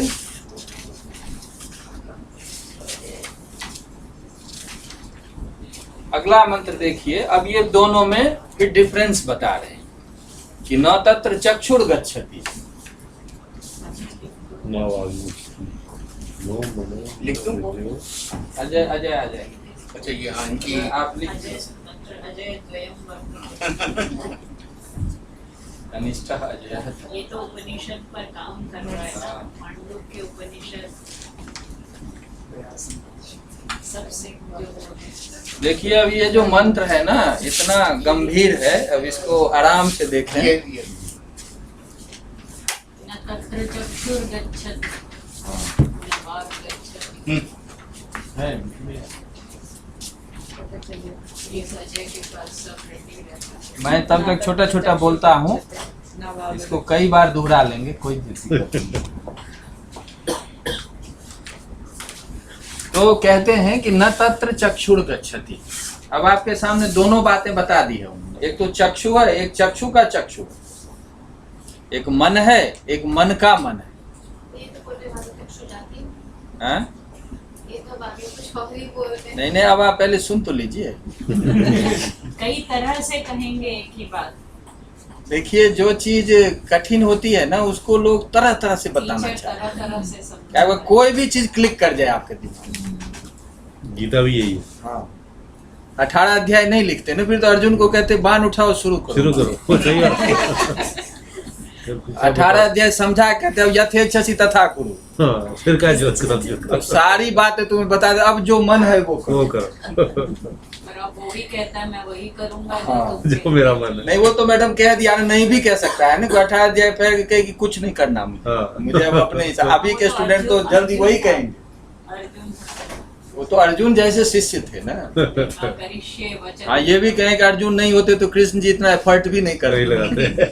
ये भी है। तो अब कहते हैं देखिए दो चीज है ना, एक तो चक्षु है और एक चक्षु का चक्षु है। तो अब ये बात है कि चक्षु के द्वारा उसको जान सकते हैं या नहीं। चक्षु को तो उसके द्वारा प्रेरणा मिल रही है, लेकिन क्या चक्षु वहां तक आपको ले जा सकता है? उसको देख सकते। जैसे आप टेबल को देख रहे हैं, क्या आप कभी ट्राई करिए कि पीछे देख सकते हैं ऐसे? तो कहते हैं ये नहीं देख सकते। क्यों नहीं देख सकते? क्योंकि एक कारण है, एक सोर्स है। सोर्स जो है उसको इसके द्वारा आप मन को मोड़ते हुए वहां सोर्स के रूप में तो ले जा सकते हैं मन को, लेकिन आंख से जैसे हम टेबल को देखते हैं वैसे पीछे नहीं देख सकते। क्यों? क्योंकि ये सीमित है, वो असीमित है। ठीक है ना। कारण जो होता है ना हमेशा कार्य से बड़ा होता है। कारण जो है वो हमेशा कार्य से बड़ा होता है। ठीक है ना। जैसे लकड़ी है ना, तो लकड़ी तो दुनिया की सारी लकड़ी हो गई ना, लेकिन उससे टेबल बना है तो टेबल तो छोटा हो गया ना, और लकड़ी जो है वो सबका सोर्स है। तो आप इसके थ्रू एक स्पेशल एफर्ट के थ्रू तो जा सकते हैं लकड़ी तक, पूरी लकड़ी। लेकिन आप जैसे इसको देख सकते हैं वैसे पूरे को एक साथ नहीं देख सकते। तो इसीलिए कहते हैं कि चक्षु को उसके द्वारा तो जान सकते हैं, क्योंकि चक्षु उसके द्वारा फंक्शनल है। ये तो अनुभव है ना, किसी के द्वारा चक्षु फंक्शनल है। हमारे अंदर जैसे इच्छा शुरू होती है कि आंख खुल जाती है, वही उसी चीज पे हमारी आंख चली जाती है। अब डिजायर तो इसके पीछे है ना, ये तो अनुभव सिद्ध है। अब डिजायर तो कोई कॉन्शियस बीइंग ही कर सकता है ना। जैसे लाल कार खरीदे तो लाल कार ज्यादा दिखती है सड़क पे, हाँ, अगर खुद लाल कार खरीद ले तो। हाँ। तो ये तो हमें अनुभव में आता है कि कोई जब हमारी इच्छा शुरू होती है तो मन भी फंक्शनल होता है, फिर सेंस भी फंक्शनल हो जाता है। वो डिजायर किसकी है? तो डिजायर तो नॉन कॉन्शियस बीइंग का हो नहीं सकता। ये तो पहला ये नस्तद व्याच चक्षी, ये नस्तद व्याच चक्षी, ये नस्तद व्याच चक्षी। ब्लैक पेन नहीं है ठाकुर जी, कल तो नए आए हैं पेन। ठीक है ना। तो अब ये आपको बताना चाह रहे हैं कि उस सोर्स से तो आई जो है वो फंक्शनल है, लेकिन आई के थ्रू उसको नहीं जान सकते आप, क्योंकि आई का एक बड़ा लिमिटेड एरिया है। आई का मतलब है कि इस कमरे को हम देख रहे हैं, जितना तक इसका एरिया है उतना तक देख सकते हैं, इसके आगे आई की कैपेसिटी नहीं है। तो छोटे से एरिया को देखने वाली आंख जो है वो ऑल परवेसिव सोर्स को नहीं देख सकता। ठीक है ना। उदाहरण आप जैसे लेंगे कि आप सूर्य जो है ना, सूर्य तो एनर्जी का सोर्स है ना। तो एनर्जी जो है वो हर एक चीज में है, सूर्य की एनर्जी हर एक चीज में है, और दीपक में भी है। तो दीपक के द्वारा एक अंधेरे रूम को तो आप प्रकाशित कर सकते हैं, लेकिन आप दीपक उठाए कहेंगे कि मैं इसके थ्रू सूर्य को देखना चाहता हूं, वो तो नहीं संभव है ना। दीपक जो है उसमें सन की एनर्जी है ना, दीपक में सन की एनर्जी है, और उस एनर्जी का यूज करके आप छोटी सी जगह को देख भी सकते हैं। लेकिन उसी दीपक से आप कहेंगे कि मैं सूर्य को देखना चाहता हूं, वो तो संभव नहीं है ना, क्योंकि वो इसका भी सोर्स है। जो सोर्स का सोर्स होता है उसको इसके थ्रू नहीं देख सकते। इसीलिए जो हमारे अंदर, जिसको हम आत्मा कहते हैं, जिसको हम प्योर कॉन्शियसनेस कहते हैं, वो उसके थ्रू आई फंक्शनल हो रहा है, और उसके थ्रू आई में वो कैपेसिटी आ रही है जिसके थ्रू वो थोड़े से जगह को देख सकता है। लेकिन उस आई के थ्रू आप उसको नहीं देख सकते। दीपक का उदाहरण सबसे अच्छा है। तभी मुहावरा बनाना, सूरज को दीपक दिखाना। सूरज को दीपक दिखाने का मतलब है कि सूरज को दीपक के द्वारा नहीं देख सकते आप, वो नलीफाई हो जाएगा, उसका कोई महत्व नहीं है उसके सामने। वैसे ही आत्मा के सामने चक्षु का कोई उस रूप में कोई महत्व नहीं है कि चक्षु के द्वारा आप आत्मा को देखें। ये बताना चाह रहे हैं कि न तत्र चक्षुर गच्छति, चक्षु तत्र, तत्र मतलब आत्मनि, आत्मा तक चक्षु नहीं पहुंच पाती। न वाग गच्छति, हमारी वाणी जो है वह वाणी भी उसके द्वारा प्रकाश। देखिए जब हमारे फिर डिजायर होती है तो फिर ये फंक्शनल हो जाता है, हम फिर बोलना शुरू करते हैं, फिर पूरा प्रोसेस है इसका। जब इच्छा होती है तो आपके अंदर उतना ही हीट जो है वो फंक्शनल होगा, हीट के अकॉर्डिंग उतना ही एयर फंक्शनल होगा। वो एयर जो है वो इसके थ्रू वोकल कॉर्ड के पास आके उतना ही स्ट्रक करेगा, और उसके बाद उतनी ही आवाज निकलेगी आपकी, जितनी डिजायर है आपके। फिर डिजायर किसकी है, तो इस आधार पे हमारी पूरी लिंग्विस्टिक्स है। इसमें मन और आत्मा को सेम माना गया है? बिल्कुल अलग। तो इसमें मन की बात की जा रही है ना? नहीं, आत्मा मनो लिखा है, गच्छति मनो, मन भी नहीं जा सकता, ना मनो गच्छति, ना मनो गच्छति। जैसे आंख नहीं जा सकती, वाणी भी नहीं जा सकती, वैसे मन भी नहीं जा सकता। 5 सवाल पूछे थे ना, वो सवाल याद रखिए। हाँ। पहले में जो वो पहला जो मंत्र है ना, 5 सवाल थे, वही उसी को एक एक करके बता।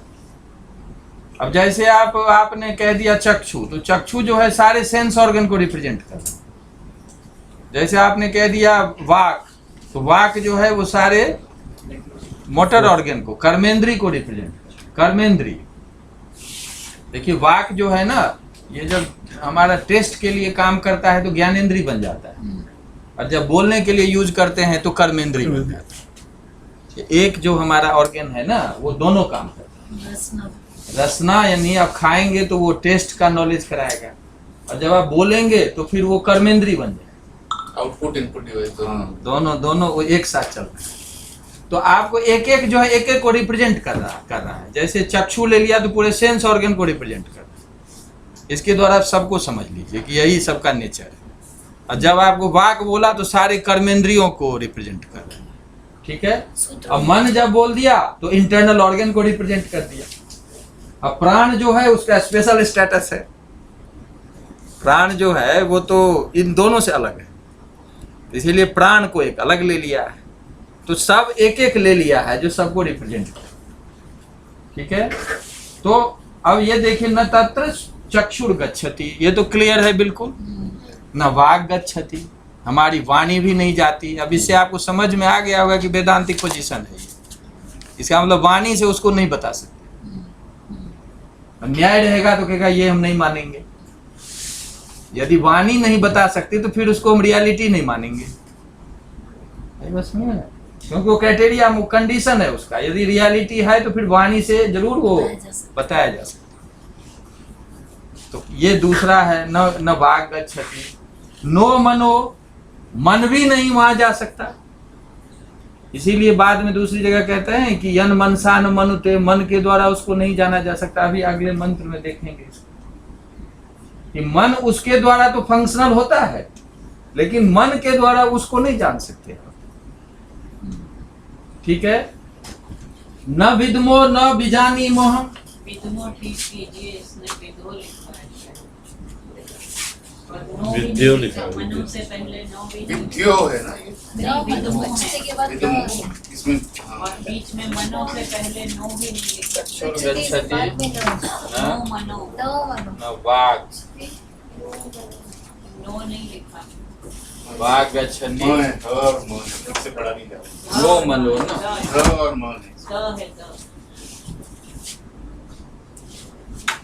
एक वर्ड छूट जाएगा तो सारा मामला बिगड़ जाएगा। नो मनो, ठीक से। न विद्मो, विद्मो ये है। अगर नो नहीं लिखा तो हो गया कि मन को जान सकता है, वहाँ पर जा सकता यहाँ है। पे ठीक से वो आया नहीं। न विद्मो ये है विद्मो। न बीजानी मो यथा एत दनु, ये द न के ऊपर अजय यही तो टेस्ट है। अनुशिष्यात्, नहीं अजय की गलती नहीं है, इसमें गलती है। उसमें ऐसे ही लिखा है। उसमें गलती है, Printing mistake है। वो दूसरे ट्रांसलेशन इसमें गलती है। यहाँ है थ अथो अन्य देवता अविदितादत रिकॉर्डिंग इति सूत्रम पूर्वेशाम ये नस्तद व्याचच व्याचचक्षि। व छूटा हुआ ये देखिए, तद व्याच व्या, ऐसे तद व्याचचक्षु च इसमें दोनों को एक नहीं व्याचचक्षुरे, क्षीरे नहीं, यह क्षुरे, है ही नहीं। द के बाद पहले व क्षुरे फिर यह। हाँ, उसको नस्तद व्याचचक्षिरे। वैसे ठीक है, क्षीरे इसमें दिया, वैसे क्षीरे ही रहने दी, व्याचच क्षीरे। ये है टेक्स्ट। तो अब ना मना, ठीक है ना। नो जो है वो नो भी यूज होता है, न भी यूज होता है, इसका एक ही मीनिंग। ठीक है ना। टेक्स्ट आप सबको पूरी की पूरी फॉरवर्ड की हुई है, बॉक्स में डाली। इधर देखें अब, नो मनो, नो का भी मतलब न होता है और न का भी मतलब न होता है, ये अव्यय है। ठीक है ना, ये ऐसे ही रहते हैं। मनो, मन भी नहीं जाता, यानी मन उसके द्वारा तो फंक्शनल होता है, लेकिन या प्रकाशित होता है, या मन उसके द्वारा जाना जाता है। मन के द्वारा वो नहीं जाना जाता, क्योंकि वही फिर एक सीमित है, एक असीमित है, एक कारण है, एक कार्य। इस रूप न विद्मो न बीजानी मो, कहते हैं कि न विद्मो, हम जानते नहीं, हम नहीं जानते उसको। जानते का मतलब कि जो सेंस ऑर्गन के थ्रू उसको हम नहीं जानते। और न बीजानी मो, और ये भी नहीं जानते कि उसको हम बच्चों को कैसे बताएं। न बीजानी मो यथा एतद अनुशिष्या, किस आत्मा को बताएं कैसे। न बीजानी मो को नहीं जानते हैं, क्या नहीं थे, the method through which we can explain that truth through language. ठीक है ना, ये भी नहीं हम जानते, प्रोसेस भी नहीं जानते। तो यहां तक ठीक है न। तत्र चक्षुर गच्छति, चक्षु प्लस गच्छति, चक्षुर गच्छति। न वाक, वाणी गच्छति। नो मनो, मन भी नहीं जाता। न विद्मो, हम जानते भी नहीं हैं कि कैसे ये प्रोसेस चल रहा है या कैसे ये हो रहा है। न बीजानी मो, इसको इससे जोड़ दीजिए, यथा एतत् अनुशिष्या, हम ये नहीं जानते हैं कि इस बात को अनुशिष्यात यानी शिष्य को कैसे बताएं। वो मान लीजिए ऋषि रियलाइज थे, लेकिन अब वो प्रोसेस ढूंढ रहे हैं, वो मेथड ढूंढ रहे हैं कि हम बताएं कैसे। आप तो मान लीजिए रसगुल्ला खा चुके, लेकिन अब दूसरा तो खाया नहीं है, उसको बताएं क्या कि इसका ये टेस्ट है, ये है, वो है, तुम भी खा लो। तो ये जो अनुभव की चीज है ना, इसीलिए अंत में सब जाके वही कहते हैं कि तुम भी खा लो, लेके खिला दो, खिला दो। तो इसीलिए इसमें ब्रह्म ज्ञान कराओ यदि आपका अधिकारित्व है, तो उसके बाद ना आपको बताने की जरूरत, ना हमें बताने की जरूरत। अपना दोनों अनुभव अपना एंजॉय कर रहे हैं, तो न विजानीमो, हम ऐसा नहीं जानते, यथा एतत् मतलब ये जो आत्मा है, जो चक्षु का चक्षु है, जो मन का मन है, उसको कैसे अनुशिष्यात मतलब शिष्य को कैसे बताए।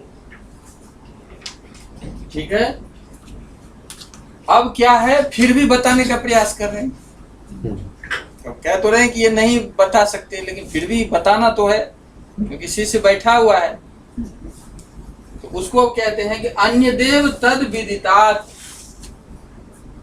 जो आप जान रहे हैं, जो आप जान रहे हैं का मतलब you know through senses, through mind, मन और इंद्रियों से जिसको जान रहे हैं अभी, कहते हैं वो उससे अलग है।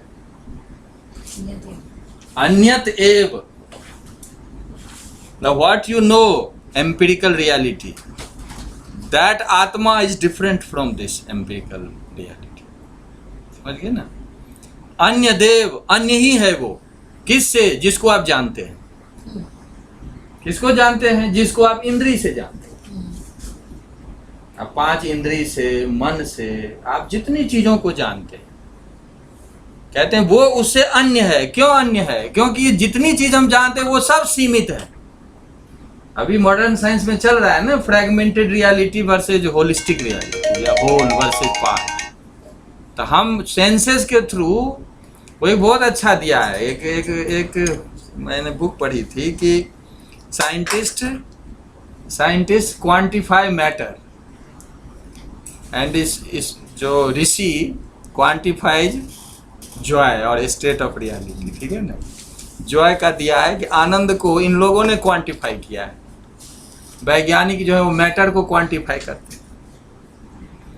तो अन्य देव, अन्य ही है वो। किससे अन्य है? तद विदितात्, जो इसको, जो हम संसार को जान रहे हैं इंद्रियों के द्वारा, विदित जो है उससे अन्य है। अन्य है क्योंकि इनके द्वारा वो नहीं जाना जा सकता है, क्योंकि वो असीमित है, वो अनंत है, वो ऑल परवेसिव है। हम जिसको जानते हैं वो सीमित है।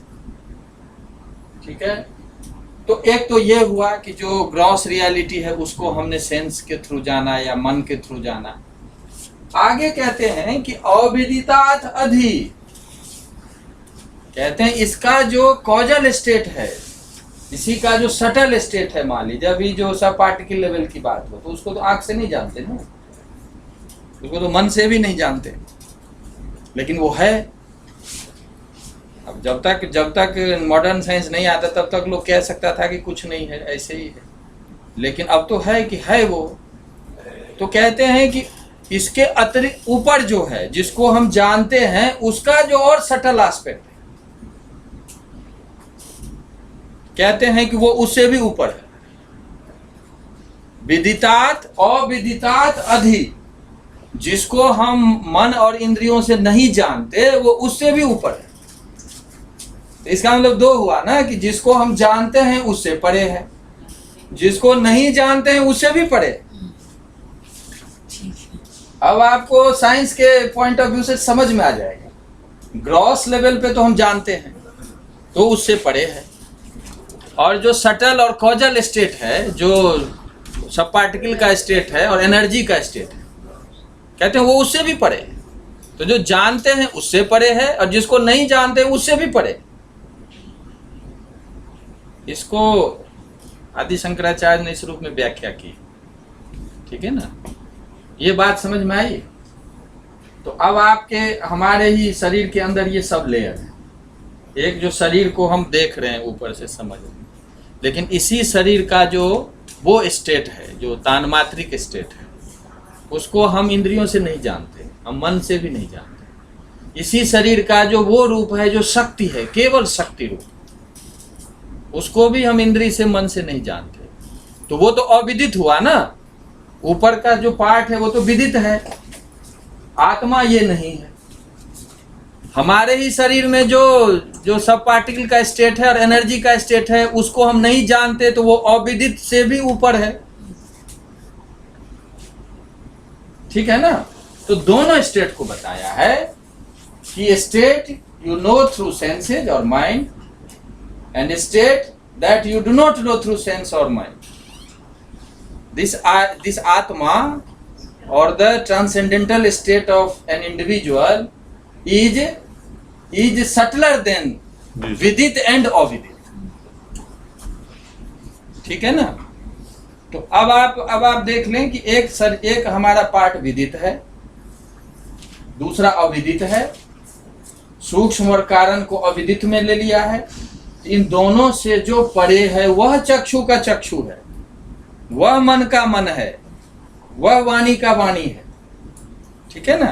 तो इसीलिए अन्य देव तद विदितात, अथ और भी समझिए, इतना ही नहीं है, अविदितात अधि, जो नहीं आप जानते हैं उसके भी परे है वो. ठीक है. कहते हैं ये सारी बात जो है इति सुश्रुम पूर्वेशम, ये पहले के ऋषि ने हमें बताया हुआ है. This is tradition. समझ गए ना. ये इसको इसीलिए हम कहते हैं परंपरा. जो वेद के ऋषि हैं वो भी कहते हैं कि हम पहले के ऋषि से सीखे हुए हैं. अच्छा, ये चीज एकदम देख लें कि ट्रेडिशन नहीं चल सकता जब तक उसमें साइंस ना हो.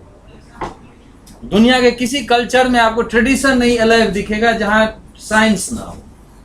थियरी में नहीं ट्रेडिशन चलता है. ट्रेडिशन वहीं चलता है जब आपको एक्सपीरियंस होता है, और उस एक्सपीरियंस को आप नेक्स्ट जनरेशन से शेयर करते हैं. तो इसलिए चूंकि ऋषि की परंपरा है, इसीलिए पूरा का पूरा उनको जो रियलाइजेशन है वो दूसरे को शेयर कर रहे हैं, वो दूसरे को ट्रेंड कर रहे हैं, दूसरा तीसरे को ट्रेंड कर रहे हैं. इस रूप में इति, ये जितनी बातें मैंने बताई है, कहते हैं सुश्रुम, सुना है, श्रुतवन्तः, सुना है. किससे? पूर्वेशाम ऋषि नाम, पहले के ऋषियों से सुना है. ये जो ऋषि न हमारे लिए, हम लोगों के लिए व्याच चक्षिरे, जिन्होंने ये बात हमारे लिए व्याख्या की है, प्रस्तुत किया है.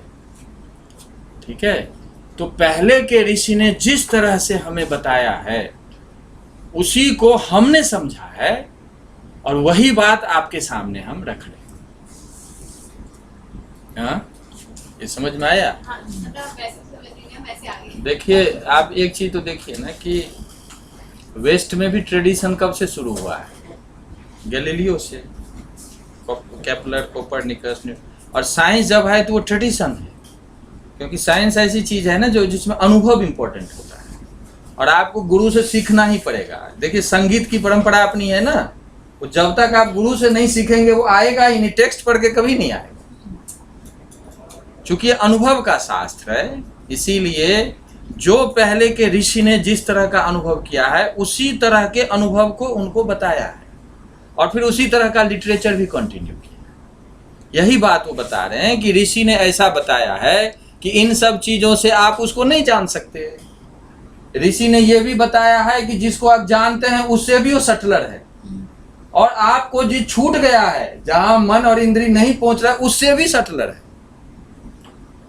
लेकिन वो है.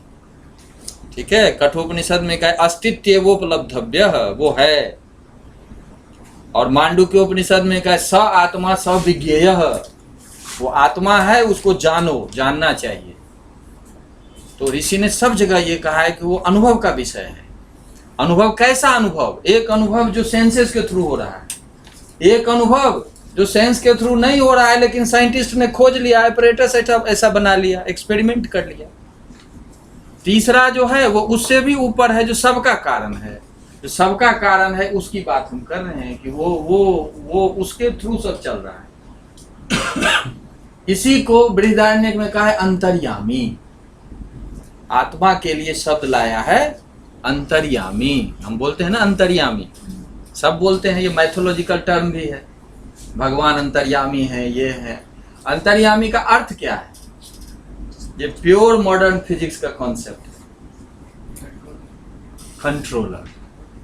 Controller from inside.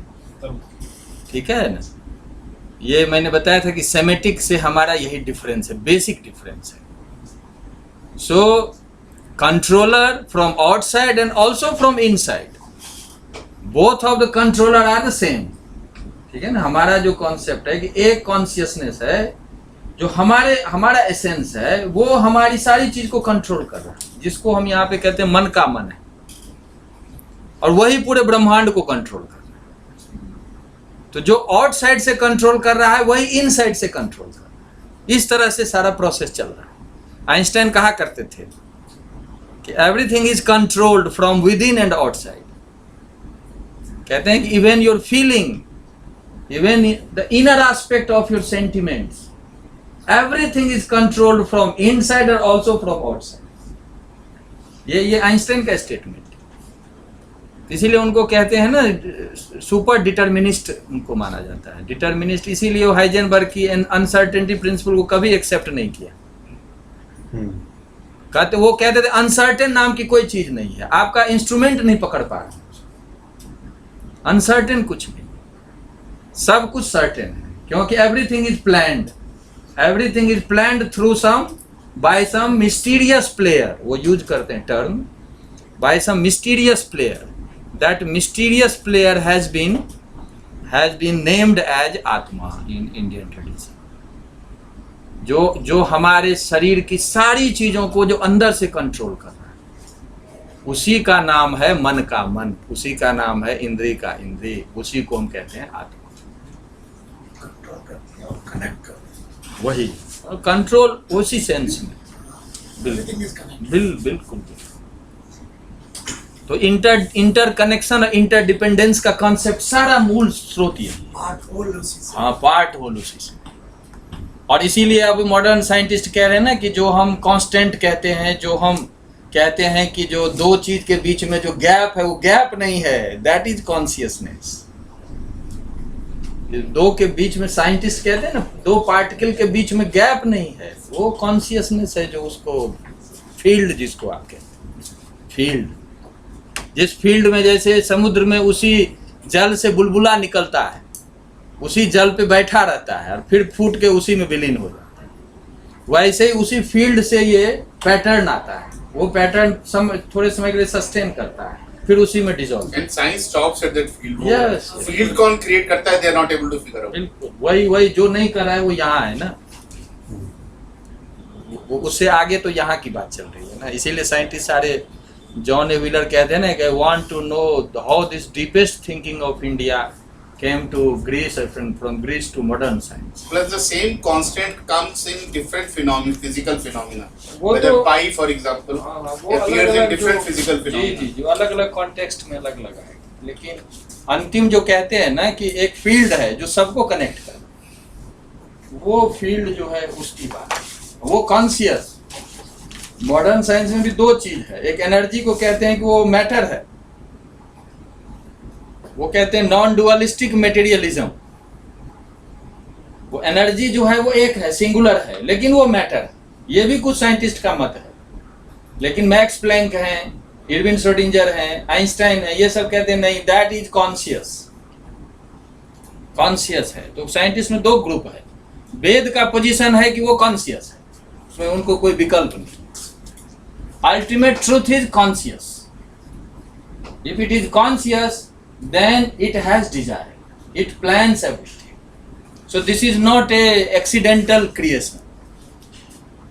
एक दो है ना, by will or by accident, it is not by accident, the whole creation is by will। ये वैदिक पोजीशन। एक बड़ा ग्रुप जो साइंटिस्ट का है वो इसको मानता है, ठीक है ना। बाकी डिबेट है, बाकी एक्सपेरिमेंट चल रहा है। तो ये मंत्र समझ में आ गया,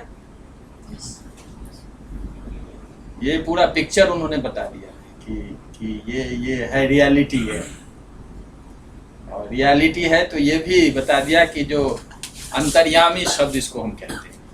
अंतर्यामी का मतलब अंतरे स्थित्वा नियमयति इति अंतर्यामी, हमारे ही अंदर रहते हुए जो हमको कंट्रोल करे।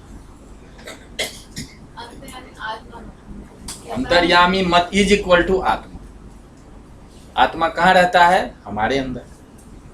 हमारे अंदर ही रह के हमारी सारी क्रियाकलाप एक्टिविटी को कंट्रोल कर। भूख किसे लगती है, प्यास कैसे लगती है, कौन खाता है, ये वेद में जगह जगह आपको मिलेगा। कौन खाता है, कौन पीता है, कौन सोता है, कौन किसको इच्छा होती है, ये जिस सब इसका जो मूल सोर्स है उसका नाम है आत्मा। इसी को हम कहते हैं अंतर्यामी, जो अंदर ही रहकर सबको यमयति मतलब नियम, यमयति का मतलब नियमयति मीन्स कंट्रोल। ये ठीक है, अभी तो है ना समय। तो अगला मंत्र है सबके पास टेक्स्ट। अजय एक बार और एफर्ट करिए। अब आप देखिए यदि मॉडर्न साइंस अभी डेवलप नहीं होता ना तो अविदितात अधि नहीं समझ पाते, नहीं समझ आता। ये मैं कह रहा हूँ, ये कॉन्सेप्ट आपको किसी दुनिया के किसी लिटरेचर में नहीं मिलेगा। ये ऐसा कॉन्सेप्ट है कि अकेला वेद में है और उपनिषद में, दूसरी जगह नहीं मिलेगा। अब अविदितात जो है अभी पूरा सब पार्टिकल का, इसको हमारे यहाँ तन्मात्रा है। और तन्मात्रा जो है वो वैसे ही है जैसे कि समुद्र से बुलबुला निकलता है और उस बुलबुले का एक संसार बन जाता है, वैसे ही शक्ति से तन्मात्रा जो है फॉर्म मैनिफेस्ट करता है, उसी में सस्टेन करता है, उसी में डिसॉल्व। बस तब आपको नहीं लगेगा कि प्योर साइंस की बात कर रहे हैं, क्योंकि अनुभव पर आधारित चीज है ना, इसलिए ये बात। इसी बात को जो साइंस का देख, यतो वा इमानि भूतानि जायन्ते, तैत्तिरीय उपनिषद में सेम यही, यतो वा इमानि भूतानि जायन्ते, जिससे ये संसार उद्भूत होता है, जिसमें टिका हुआ है और जिसमें विलीन हो जाता है, उसको ब्रह्म कहते हैं। उसको जानो, है ना, कहते हैं उसको जानो। तो वही ब्रह्मा विष्णु महेश, वो ब्रह्मा विष्णु महेश अलग है। नहीं, जो ब्रह्म के हिस्से। हाँ, आप ये कह सकते हैं कि 3 प्रिंसिपल्स, क्रिएटर, प्रिजर्वेटर एंड डिसॉल्व हो, जिसमें उनके 3 प्रिंसिपल्स ऑफ क्रिएशन। यहाँ पर लेकिन वो फॉर्म्स नहीं है, ये वो नहीं है, ये फॉर्म्स भी नहीं है। मतलब वो जो चतुर्भुज हम ब्रह्मा देखते हैं ना, वो अपना पुराण में सब है, लेकिन ये प्रिंसिपल है जिसके थ्रू क्रिएशन होता है, जिसके थ्रू सस्टेनेंस है और जिसके थ्रू फिर डिसॉल्व हो जाता है, डिस्ट्रक्शन।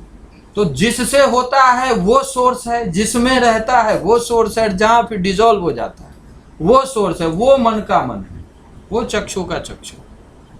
समझ में आया?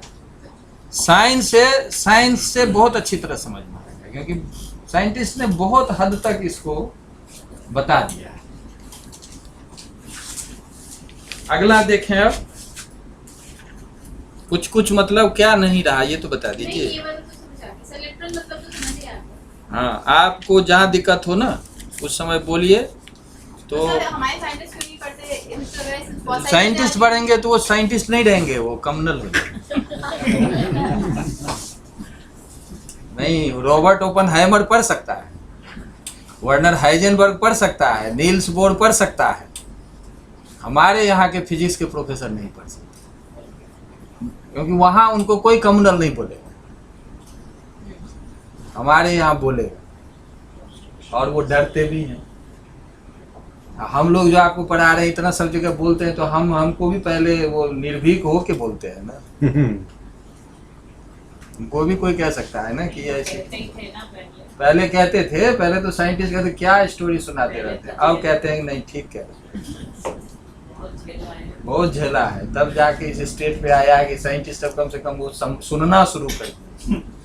एक ग्रुप तो है उनका है अच्छा, उनका दृष्टिकोण, दूसरा जो है अभी भी वो मखौल। देखिए, साइंस ने कई चीजें इसमें से किसी चीज को डिस्प्रूव नहीं कर पाए, चाहे प्रूव ना कर पाए बहुत सारी चीजें। और साइंटिस्ट का ये काम नहीं है कि जिसको प्रूव नहीं कर पाए उसको आप मखौल उड़ाएं, उसको प्रूव करने का प्रयास है। लेकिन आइंस्टाइन ने क्या बोला है ना कि पूरे जो डार्क एज था यूरोप का, उससे लड़ने के लिए तो साइंटिस्ट बना।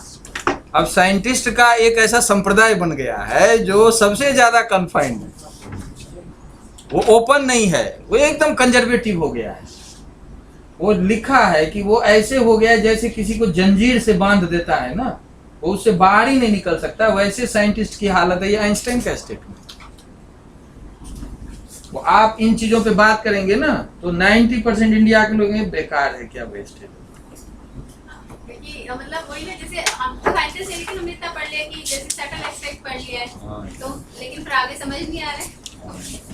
लेकिन हाइजेनबर्ग जब आए, उनको जब पढ़ा तो लगा कि अरे क्या है ये, तो मेरा पूरा क्वांटम फिजिक्स को सॉल्व कर दिया। सॉल्व कर दिया।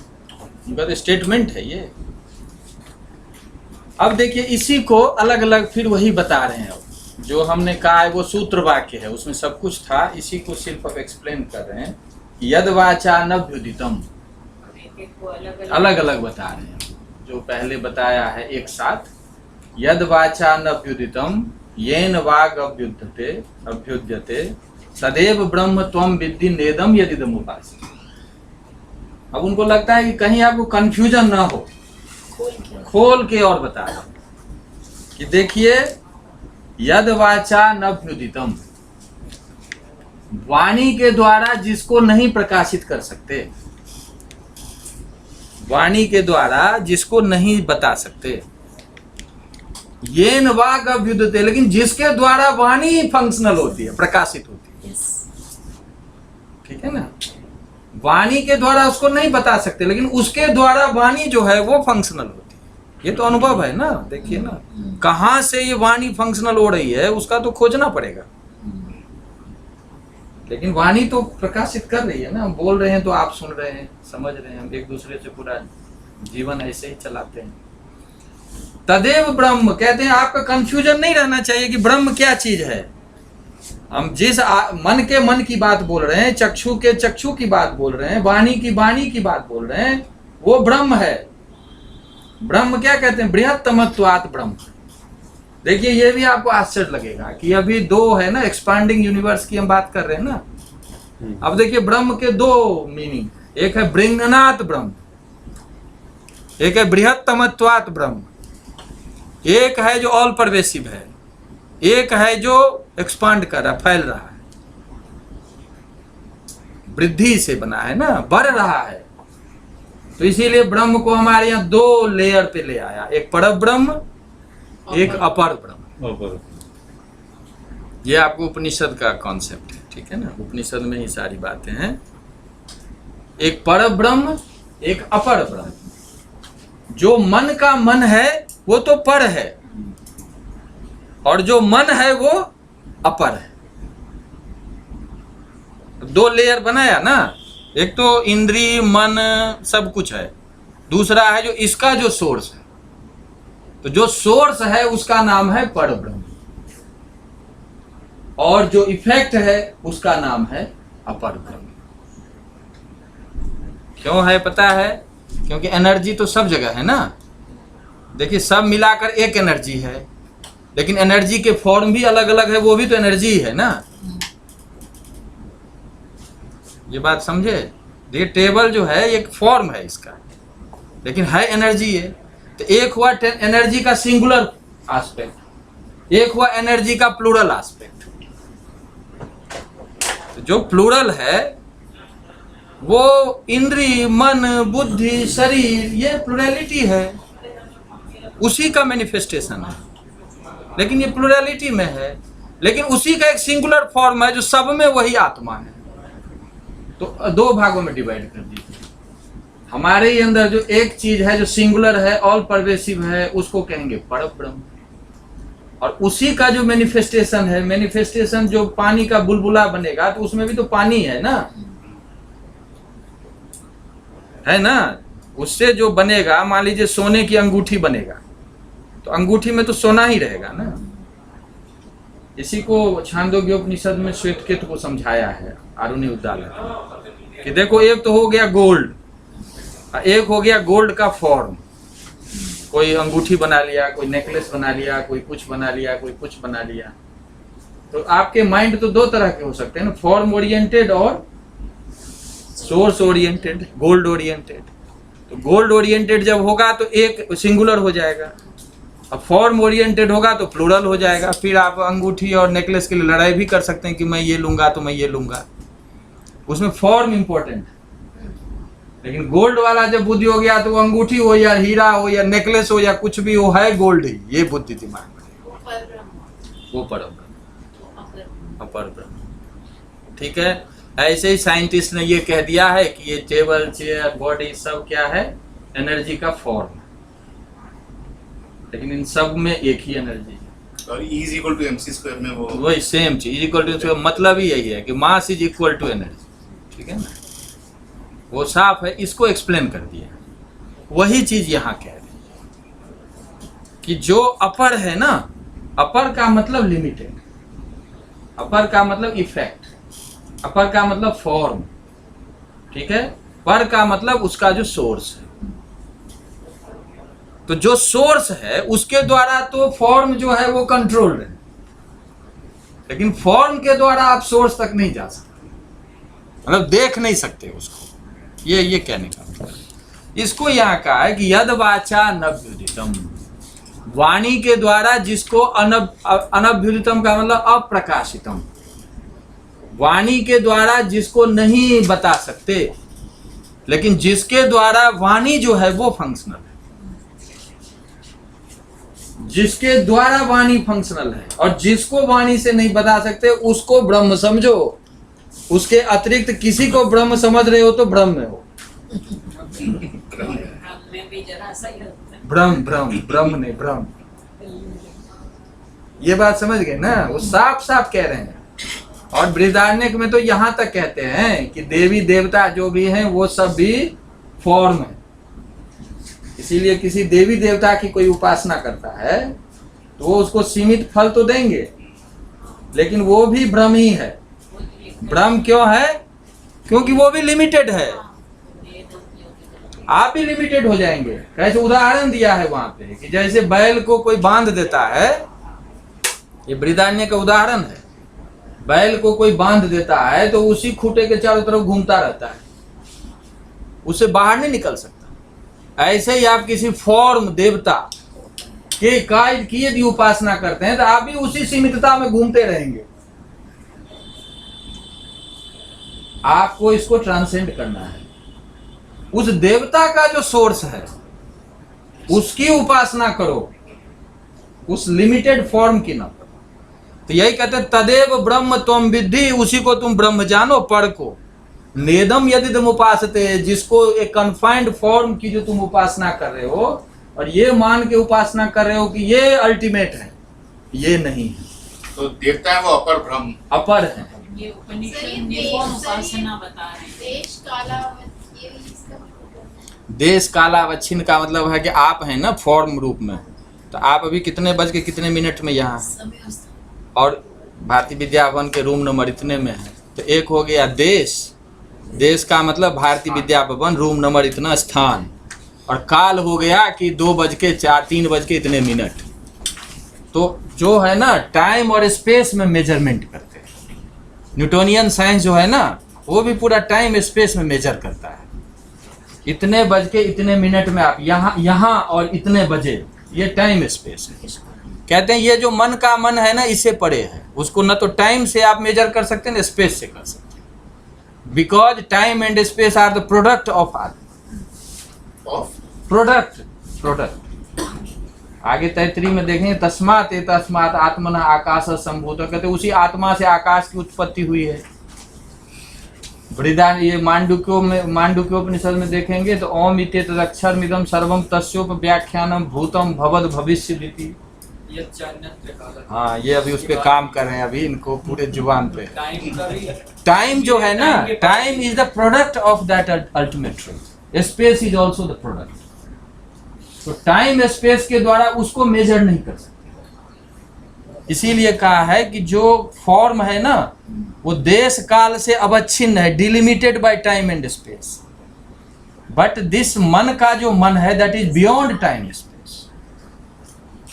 ठीक है ना, अनसर्टेनिटी प्रिंसिपल में यही कहते हैं ना कि इलेक्ट्रॉन जो है ना, यदि उसका टाइम जानेंगे तो स्पेस नहीं जान सकते, स्पेस जानेंगे तो टाइम नहीं, इसीलिए अनसर्टेनिटी। तो वो झलक है, समझे ना, ग्लिम्स है एक हल्का सा कि इसके आगे क्या है, साइंस डोर नॉक कर रहा है। ये यहाँ नेदम यदिदम उपासते न इदम यत। कहते हैं आप जैसे हनुमान जी की उपासना करो, हनुमान जी का ब्रह्म के रूप में भी उपासना कर सकते हैं, लेकिन हनुमान जी का जो फॉर्म के रूप में आप कर रहे हैं कि हनुमान जी गदा लेके खड़े हैं, और जय हनुमान ज्ञान भूत भगा देंगे, तो ये लिमिटेड फॉर्म, तो ही करेंगे। फिर उतना ही करेंगे। ये फॉर्मलेस स्टेट जो है, जो निर्गुण निराकार, जो अल्टीमेट ट्रूथ है, वो बिना फॉर्म के, विच इज मोर लाइक जो आर्य समाजी प्रिंसिपल है। निराकार, निर्गुण वो दोनों मानते हैं। ये देखिए, वो आपको दोनों बता रहे हैं, क्रिएशन को डिनाई नहीं कर रहे हैं, लेकिन क्रिएशन लिमिटेड है। सगुण यही जो साकार ये निर्गुण की उपासना कैसे हो सकती ऐसे तो फिर समझ नहीं आएगा। कबीर पढ़ना पड़ेगा। नहीं, आप हनुमान जी का जैसे देख रहे हैं ना, अभी अध्यात्म रामायण का एक श्लोक सुना था, हनुमान जी और राम का डायलॉग। तो उसमें वो हनुमान जी कहते हैं कि देह बुद्ध तु दासो हम, जब मैं अपने को देहधारी समझता हूँ तो मैं आपका दास हूँ। आप किसी को भी ले लीजिए, कोई देवता हो तो आप उनके सेवक हुए, क्योंकि हम देह मान रहे हैं। आत्म बुद्ध, ये जीव बुद्ध त्वदंश का, जब मैं अपने को देह से परे एक लिमिटेड कॉन्शियसनेस के रूप में देखता हूँ तो आप होल है, मैं पार्ट हूँ। जीव बुद्ध त्वदंश का, आत्म बुद्ध त्वमैवाहम्। और जब मैं अपने को आत्मा के रूप में देखता हूँ तो जो आप है वही मैं हूँ। आप समझ गए ना, माइक्रो मैक्रो लेयर है, ये लेयर है। आप इस समय कहाँ हैं, आपका मन कैसा चल रहा है? आप अपने को देहधारी मान रहे हैं तो दूसरे से आपको भेद रखना पड़ेगा। उसको, वो आपका देवता है तो वो सुपीरियर हैं, आप उनसे चाहते हैं कुछ। जब जीव रूप में देखेंगे तो वो बड़े हैं, आप उसके पार्ट हो गए। और जब आप आत्मा के रूप में आएंगे, जो मन का मन है, तो जो वो है वही आप, तो भेद खत्म हो गया। तो आपका स्टेट ऑफ माइंड क्या है ना, इस पे वो डिपेंड करता है। लेकिन कहीं आप यदि स्टक कर गए किसी फॉर्म में तो वो अल्टीमेट नहीं है, ये आपको बता दें। वो ऊपर जाने का साधन है। हनुमान जी किसी को बहुत अच्छे लगते हैं तो कम से कम उसका माइंड तो फोकस्ड हो गया ना, जिसके कारण वो मन उसका सटल, ग्रॉस से सटल की ओर जाने लगा, दिशा मिल गई। और जब आप वहां पहुंचेंगे तो इसमें कहते हैं हनुमान जी बता देंगे कि मैं फिर नहीं हूं और आगे दो। जैसे रामकृष्ण परमहंस के बारे में कहते हैं ना कि वो काली जी से बात करते थे, तो बात करते थे तो जब ये होता रहा तो वो समझते थे कि यही अल्टीमेट है।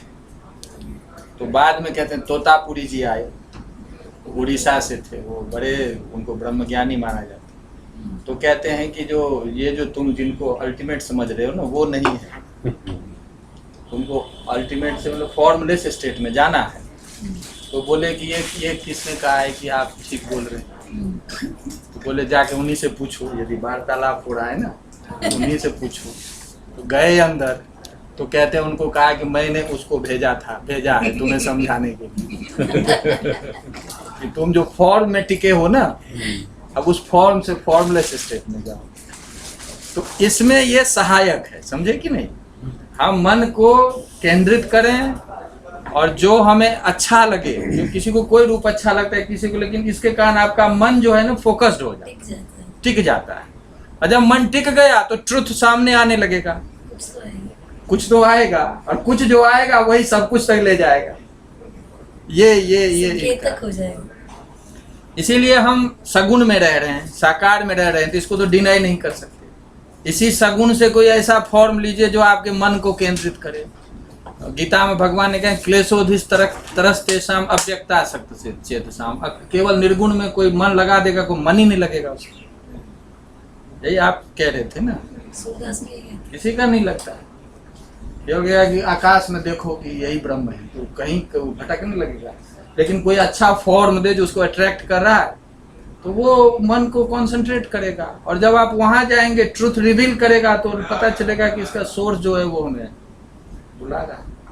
तो Directionally you get into the same correct direction. Same. इसीलिए ये जो है ना, ये दोनों को मानते हैं, क्योंकि फॉर्म में संसार है, लेकिन फॉर्म के थ्रू ही फॉर्मलेस स्टेट में जाना है। वो है ना अस्थि भाती। Whole universe is laboratory.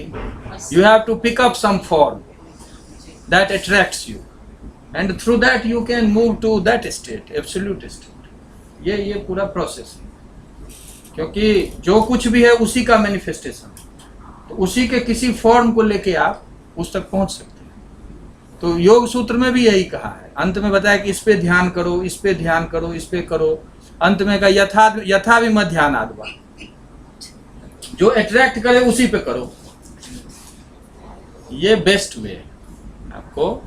तो इसमें इन्होंने साफ अंतर बता दिया है कि 3 स्टेट जो है ना, जैसे ग्रॉस स्टेट, जैसे सटल स्टेट और कॉजल स्टेट, ये 3 स्टेट जो है ये पर ब्रह्म, अपर ब्रह्म की कैटेगरी है, ठीक है ना। और जो अल्टीमेट ट्रुथ है, आत्मा या ब्रह्म जिसको आप कहते हैं, वो पर ब्रह्म है, ठीक है। तो आपको इन तीनों में से किसी फॉर्म को लेके, किसी स्टेट को लेके आप वहां पहुंच सकते हैं। और यथा विमत ध्यानात्, जो आपको अच्छा लगे, इससे अच्छा विकल्प और क्या दे सकते हैं। यहाँ तो कोई टेंशन नहीं है ना, आप मंदिर नहीं भी जा सकते। आप कहेंगे कि मुझे हनुमान जी नहीं पसंद है, तो ठीक है, वो पसंद है तो भी ठीक है, कोई पसंद नहीं है तो भी ठीक है। इतना लिबरल कौन आपको फिलोसफी देगा। तो ये ऐसी चीज है, आपको डायरेक्ट निर्गुण पे मन लग रहा है तो और अच्छा है, दी बेस्ट है।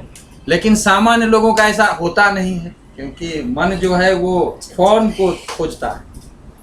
मन जो है ना हमेशा फॉर्म को खोजता है, एंकर पॉइंट चाहिए, बिल्कुल चाहिए वो। इसीलिए कोई फॉर्म ले लीजिए तो वो आपको आगे बढ़ा देगा। तो ये एक चीज बिल्कुल साफ हमें समझ लेना चाहिए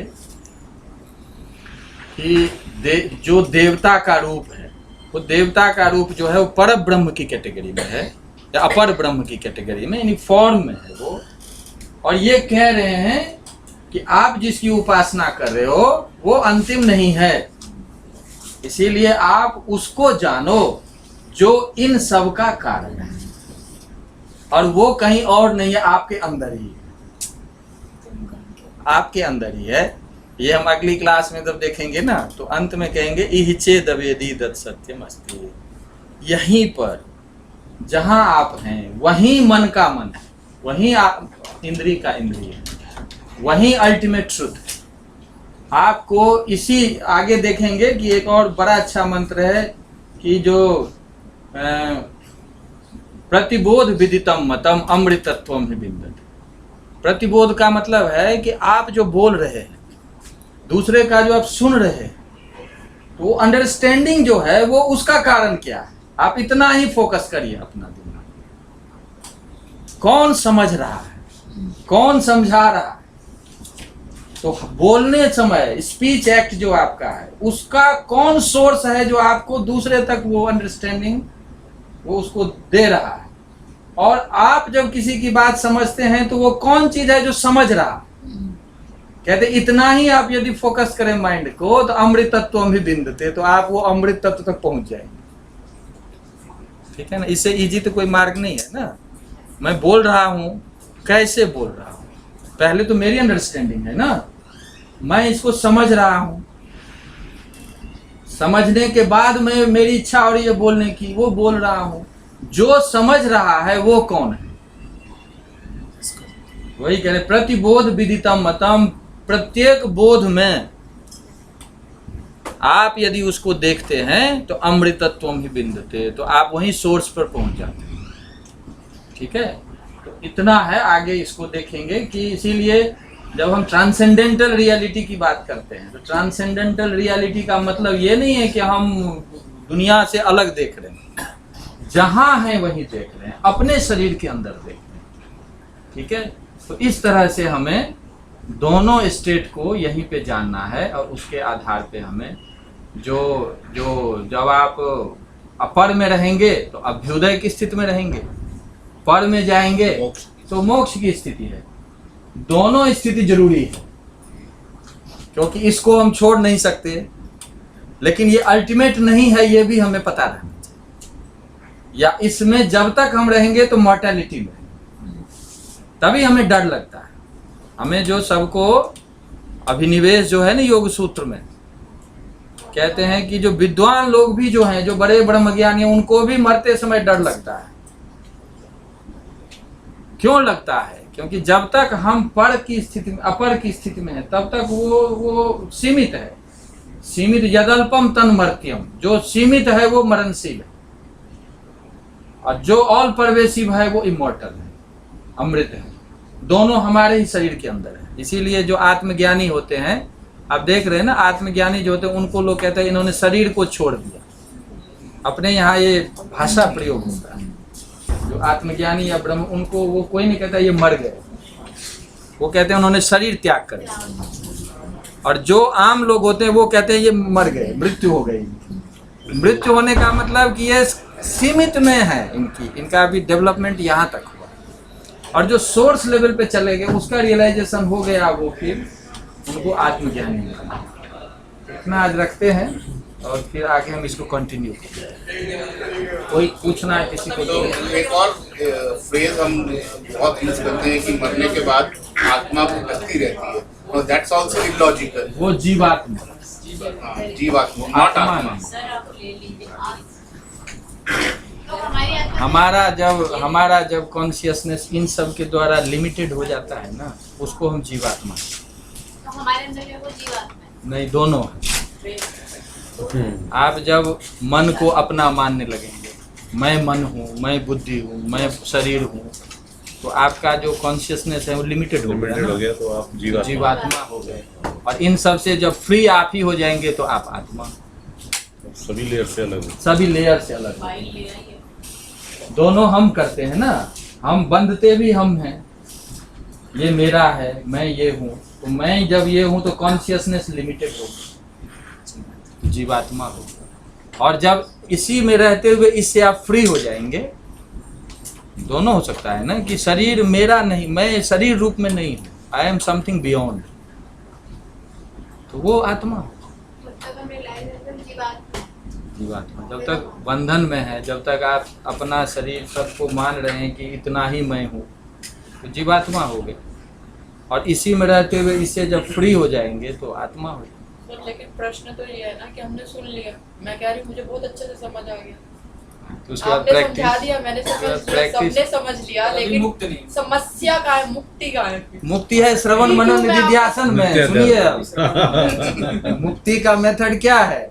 श्रवण मनन। मैत्रेयी को याज्ञवल्क्य कहते हैं, आत्मा बारे, आत्मा बारे दर्शनेन श्रवणेन मत्या विज्ञानेन इदं सर्वं भवति।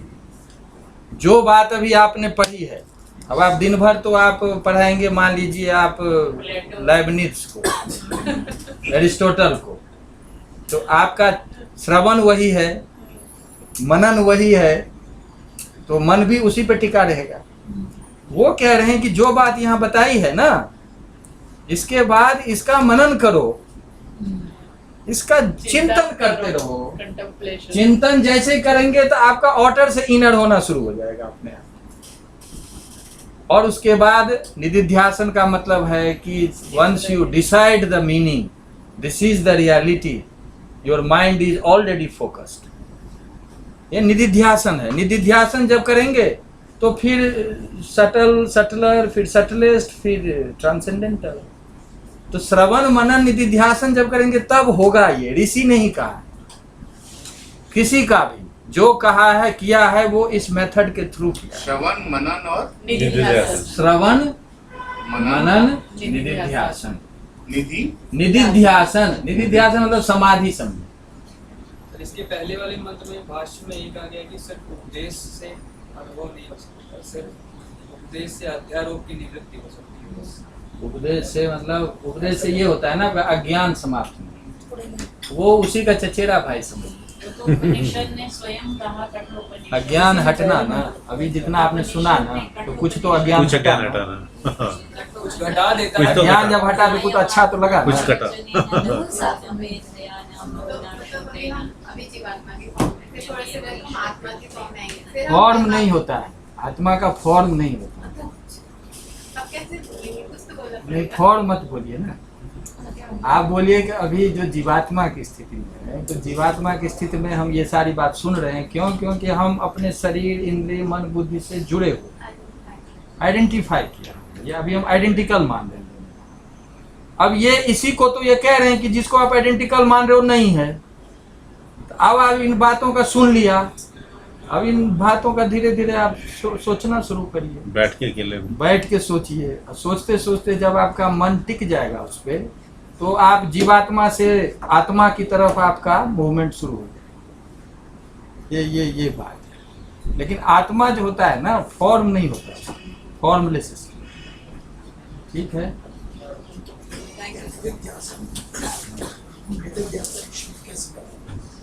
नी उपसर्ग पूर्वक है ना, जा धातु से बना है ना, यही धातु से ज्ञान बना है। वाली जो धातु वो अपनी डिस्ट्राइब है ये हार्ड डिस्क के नोट, तो वहाँ नोट्स फिर आपको बताइएगा कैसे जो ध्यान है ना, वही समाधि का वन प्रत्यय लगाकर द्वित करोगे।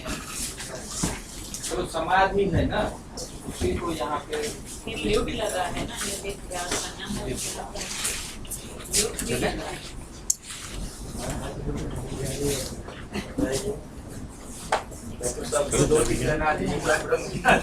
किसका क्या दूंगा, क्या दूंगा, नहीं दूंगा। और बोल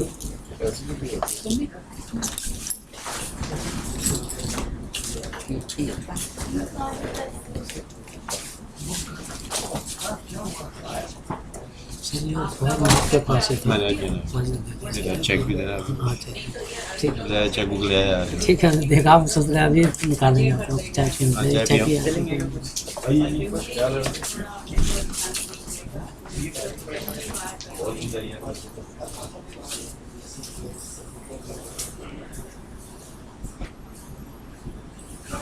आज तो बहुत टफ नहीं लगा ना। हाँ, इधर आज ठाकुर जी साइन करा लिए जी फाइल में। मैं अभी करा लेता हूँ।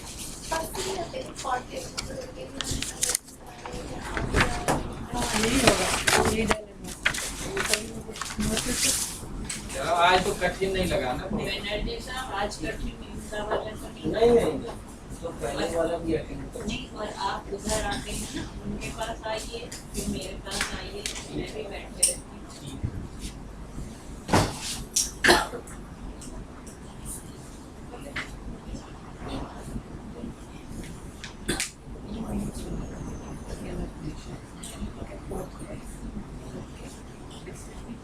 आज लानी थी उसको कोई कौन सी बोली थी?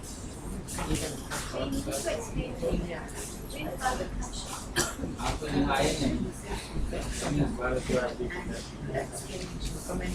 कार्ड तो बस व्हाट्सएप में आया था, वैसे तो आया था। मैं तो बात तो मीटिंग कर रहा हूँ, मुझे मैसेज कर दिया आप व्हाट्सएप में करेंगे मैसेज फोन मैं गया फोन मिल गया। लड़की की शादी मेरे घर के बगल में ही। नहीं, मैं पहले में गई थी, पहली लड़की तब पढ़े, इस बार फोन नहीं किया।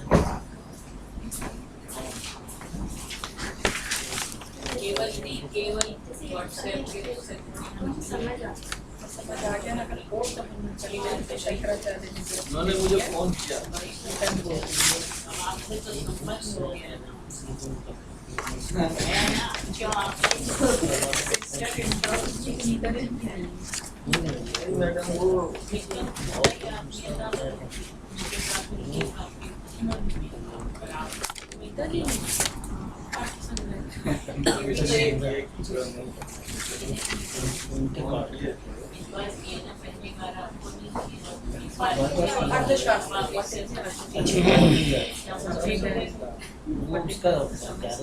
तो वैसे भी कम जाता है। लड़का होता तो मैं नहीं करता। अभी भी अगर फोन करते वो सब चल रहा है। फोटो सेट करो, पैकेट फोटो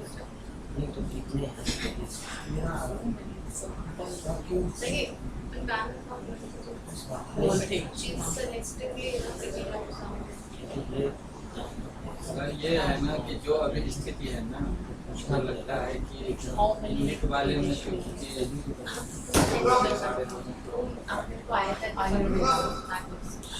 इंसान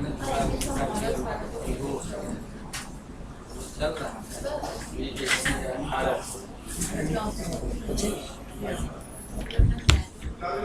हाई कोर्ट ने डाउन किया है और पूरा नेगेटिव पेज ही चल रहा है। बहुत नेगेटिव वो लगे हुए हैं सारे, लेकिन ये जैसे ये जो चीज तो यदि कोर्ट जाए तभी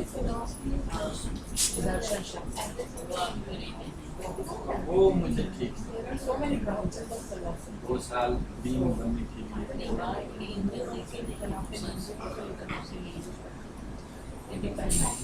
लेकिन वहाँ देखिए कोर्ट गए तभी तो कोर्ट ने इतना कोर्ट नया समीकरण एक और भी बात है ना सर,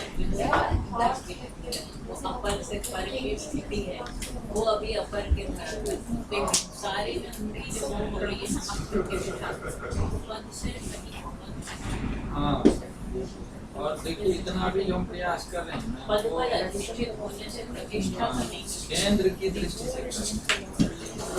हमारे यहाँ बहुत अच्छा बन गया। कि वो हमारे वो मेरा गुरु जी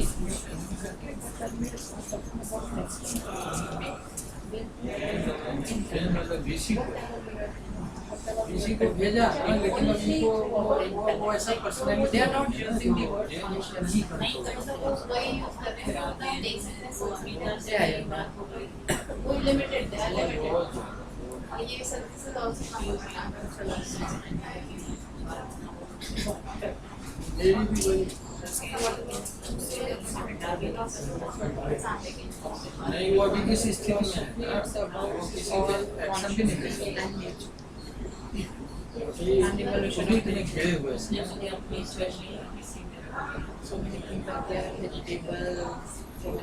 हमारे यहाँ तो ऐसे ग्रीसिंग कर दिया जितने अपने लोग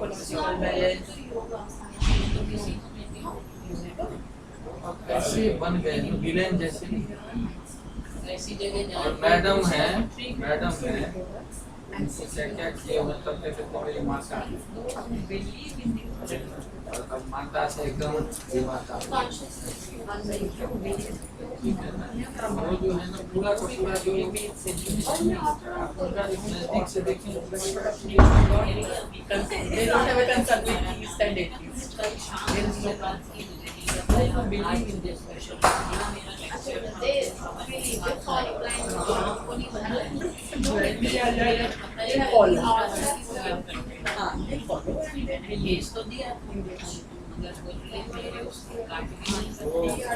कर दिया होगा मैडम। बोल देता भी पता पहले किसको चले तो Tomorrow will be seen. मुझे भी थोड़ा theory of demons. But we think demons are another species and we are यहाँ भी तो माया जल फैलाने लगे। We are materialistic. Level of demons. लोगों ने भारी विरोध किया है और वहाँ अब वो भी वहाँ भी जाल फैला।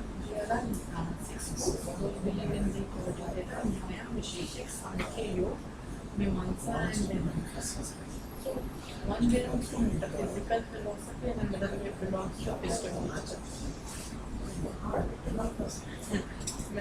To know the ultimate reality about any science, physical metaphysics, who am I, what is that? What is like बजाय में बड़ी लकीर बड़ी लकीर। if ultimate आप तो स्वयं बड़ी लकीर क्या हमारे evidence that we need उनके मुकाबले अरे उनके सामने वो तो उन्होंने तो उनको सिखाया पर। वही तो मैं and epistemology नहीं तो may कर सकते। और अच्छा और भी कहीं हुआ perception direct नहीं सर, बात मेरे भी नहीं है। सर इग्नू में एक बात हमारी तो कंप्यूटेशनल दूर Here नहीं are clouds in our end. Here IGNOU are में the बादल में गई थी Right. but then verbal इससे क्या मेरी that comparison, that negation, so many sources to know these things.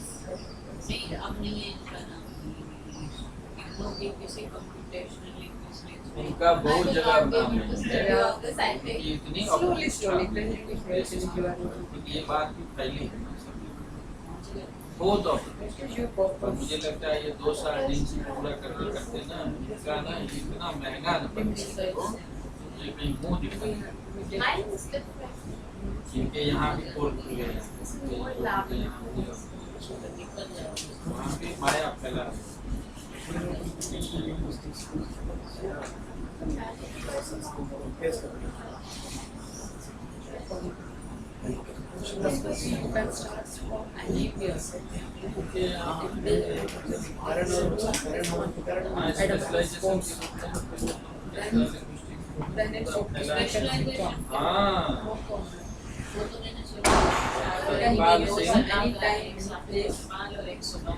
यही दोनों मिलके कर रहे थे, लेकिन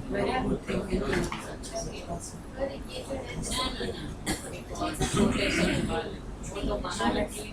ये जो है इंग्लिश उनका भी स्वार्थ है, जैसे अपने हरिराम जी का स्वार्थ है, this is the same. same Where should I get it?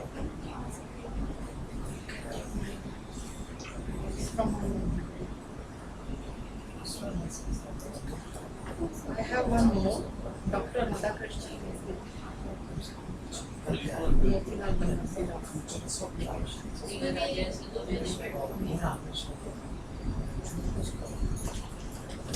आपको इसमें जैसे एक एक वर्ड का देते हैं।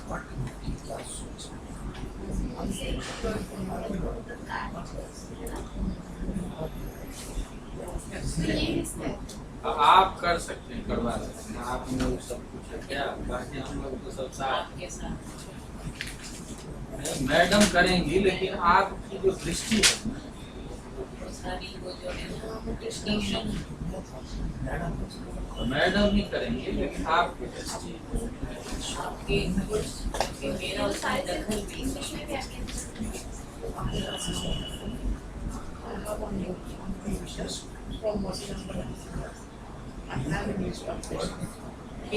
बड़ी रेखा की खींचनी, वही एक रास्ता है सब करने का। आपल्या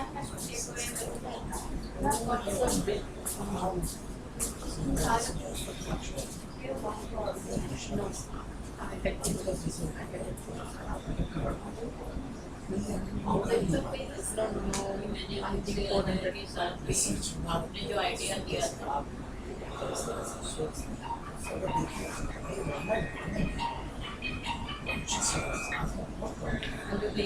रिसर्च करा के मैं देखो आप कैसे हैं ग्लोबल लेवल पे अभी सबके दिमाग में फॉर्मल लॉजिक का मोनिका या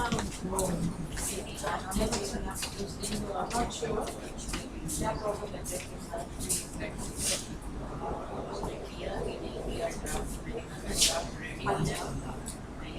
हाँ बिल्कुल तैयार है, आपकी तैयार है फीजिबिलिटी मेरे घर बैठ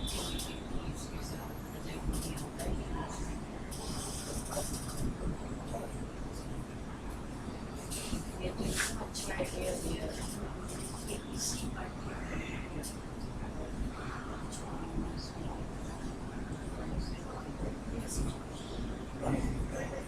टारगेट को पूछ रहा था, टारगेट ऑडियंस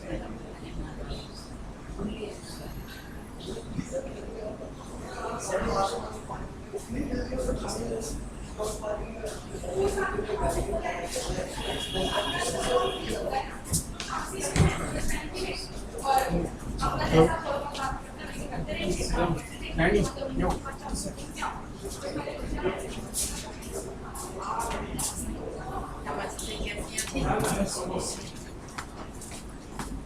क्या हुआ कहाँ कॉलेज में ड्यूटी है?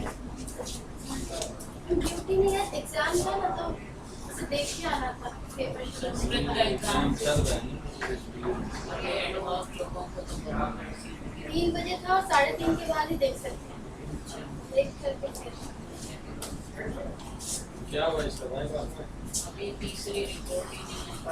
कल भी मैंने पिछले हफ्ते फोन किया था, कल फिर फोन किया, अब कह रहे हैं भेजना। मैं इससे ही पूछा था मैंने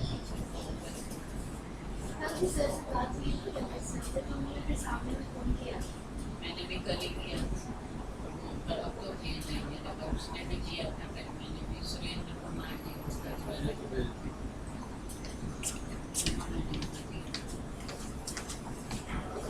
जैसी आएगी हमारे पास तो आप ही ले लीजिए।